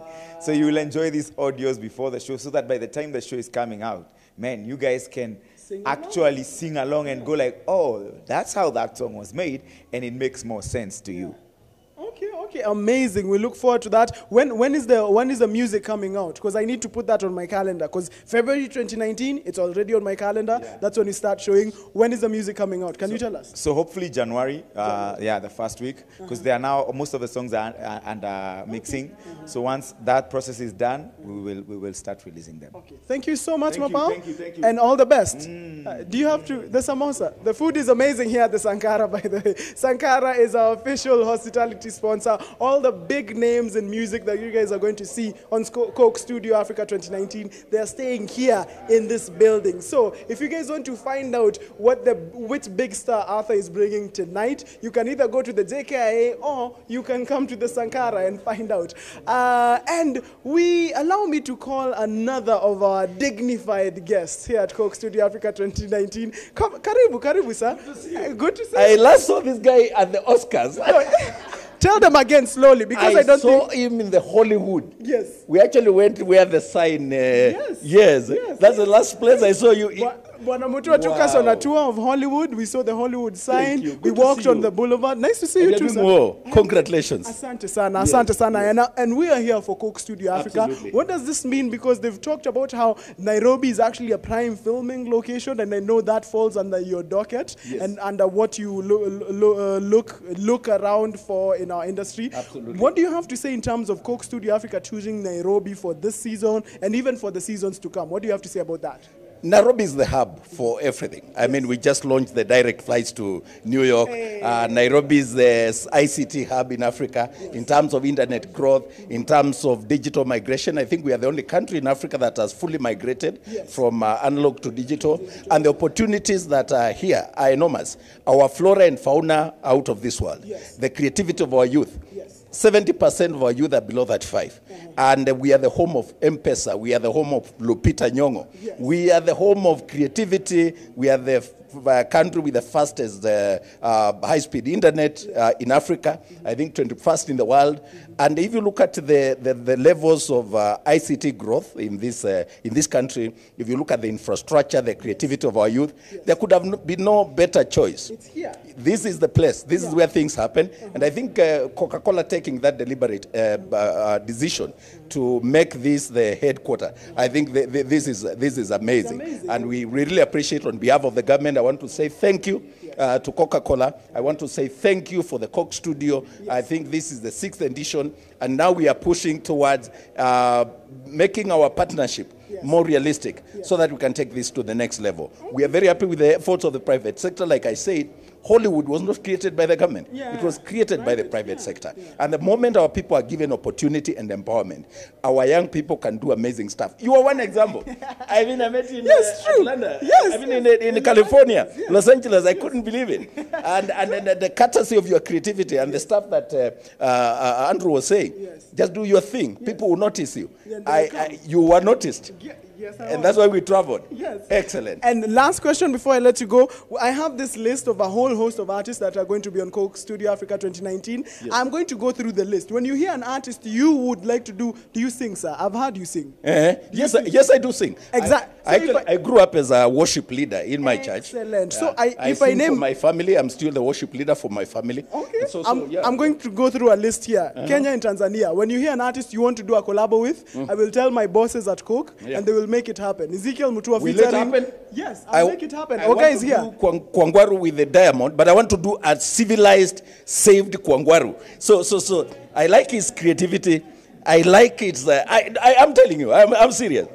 How I wish we can have people like those with that creativity of Diamond and people like Chameleon, Joseph Chameleon, combining with our South Soul, and we do one Africa Colombo, and then I'll be there. I offer myself. Featuring. I am telling you, because we need now to inject values into the things that we sing. Yes. Romance is good. I love.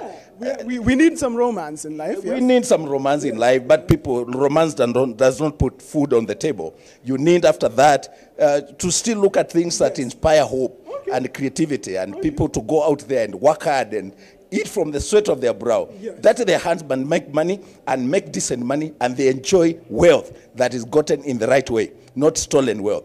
I think this is where we need to focus. There's so much great stuff about romance and about love and about heartbreaks and stuff like that. And I want now to encourage people to focus on these other emerging issues that are becoming even more serious with our society. Okay, so you've heard it here first. Ezekiel Mutua featuring Diamond, Rayvanny, maybe all of them, Kwangwaru, the civilized remix. Asante sana, thank you so much. Have a good day. Thank you. Thank you. Asante sana. Some of this content you can only catch on Coke Studio Africa 2019, and this is just the masterclass. The main season is going to be launching next year, February 2019, and here to tell us even more about why you guys should tune in starting next year is Mr. Oga himself. How are you doing, sir? Good, how are you doing? You know me, I'm calling you Oga because Tim calls you Oga. That's what everyone was calling me today, man. I can confirm I'm Kenyan. I'm not Nigerian. I do not go by the name Oga. What name do you go by in public, in the public, the public? Andrew Alovi. Yes. And Andrew, you basically, what do you do at Coca-Cola? I do many things. In a nutshell, I look after marketing assets and experiential activation. So basically consumer marketing for Central, East, and West Africa. And what do you have to say about the branded content? Because that's something that struck me because I am a content creator. And Tim said that branded content, that is where you are going. What do you have to say about that? With Coke being one of the biggest branded content creators in the world, what do you have to say about that? So first, I think I must say I'm very happy and proud that I work for a company as Coca-Cola that sets the trends. You know, Coca-Cola started doing talent searches before everybody else settled on it. And you remember when we did the Coca-Cola Popstars over a decade ago, and we brought you people like Sema. So for us, we're happy to constantly be reinventing ourselves. And that's how Coke Studio came to be. And we said, look, we need a music platform that we can use to meaningfully engage with our consumers who love music. And so I'm happy that we are leading the way when it comes to creating branded content. And Coke Studio is not the last. It's just the first of many that we'll do, not only in music, but also in football. Okay, amazing, amazing. Oh, in football as well. That's to come. But February 2019, you've been to the studio, you've seen some of the work happening. Why, in your own words, why should people definitely tune in to Coke Studio Africa 2019? Well, Coke Studio is a port, and it's a port of many things. Much as we come together to make music, there's a lot that we do on Coke Studio, which is why if it was just about the music, then we could simply be dropping tracks on YouTube and radio. But then the amazing stories. This year, it's all about stories. And the amazing stories that are coming out of this season, there are things you do not want to miss. I mean, people are going to talk about their childhood. People are going to talk about their background. People are going to talk about their bringing. Well, some could fall in love on the show. I guess we just need to tune in and follow the stories. It's going to be an entire soap opera, telenovela, music show. It's everything in one. Everything cooked in one. That's why I say this is a pot that is cooking everything that you want to see on your screen. Which is unapologetically African this year. Exactly. Completely unapologetically and thoroughly African. We look forward to the new season. We look forward to all other seasons. Coke Studio Africa 2029 even. Exactly. Okay, not just 2019. I hope by then you'll be singing. Singing well, not just singing. Okay, that's the. I'll work on it. All 10 right, years cool. is enough time to work on it. Well, yeah, it's a good start. Aya, asante sana. Have an amazing day. Aya, cool. That's just, I'm telling you, there's so many celebrities, so many professional, industry professionals, so many people making this Coke Studio Africa 2019 production happen. It takes a village, it really does. And with me on stage, do we have another guest? Okay, okay. And I can tell, I want to, is this for me? No, it's mine. Are you sure? No one gets Charlie any food. It's unfortunate. You lose your voice. You need to speak. How are you doing, sir? I'm doing fine. Do you want to eat that before? No, You're it's good? fine. It's fine. Okay. You're sure? Yeah, I can I'm hold good. it for you. No, I'm good. I'm good. So let me ask you. Introduce yourself to the people watching. We are live on Facebook, Instagram, YouTube as well. Maybe who you are and what you do. Hello, guys. I'm Joe Brian Jura, known as JB Jura. Founder and creative director at Home 254. Home 254. Yeah, official merchandise and apparel for Coke Studio Africa 2019. Awesome. So you guys create the branded, the branded attire, T-shirts for Coke Studio. everything. So my question to you, representing the public, I want a Coke Studio Africa T-shirt or a jacket. How can I get that from you? How can I You get? have to speak to Oga because he said you can't sell them. Many people have asked for them, but you can't sell because it's branded Coke. So if you want them, you know who to contact. I have to speak. I have if you to. want our branded stuff like the one I'm wearing, you can contact me. Okay, Sasa. And one last thing, you've created all the apparel. You've seen some of the behind the scenes. Yeah. Oh wait, there's some food.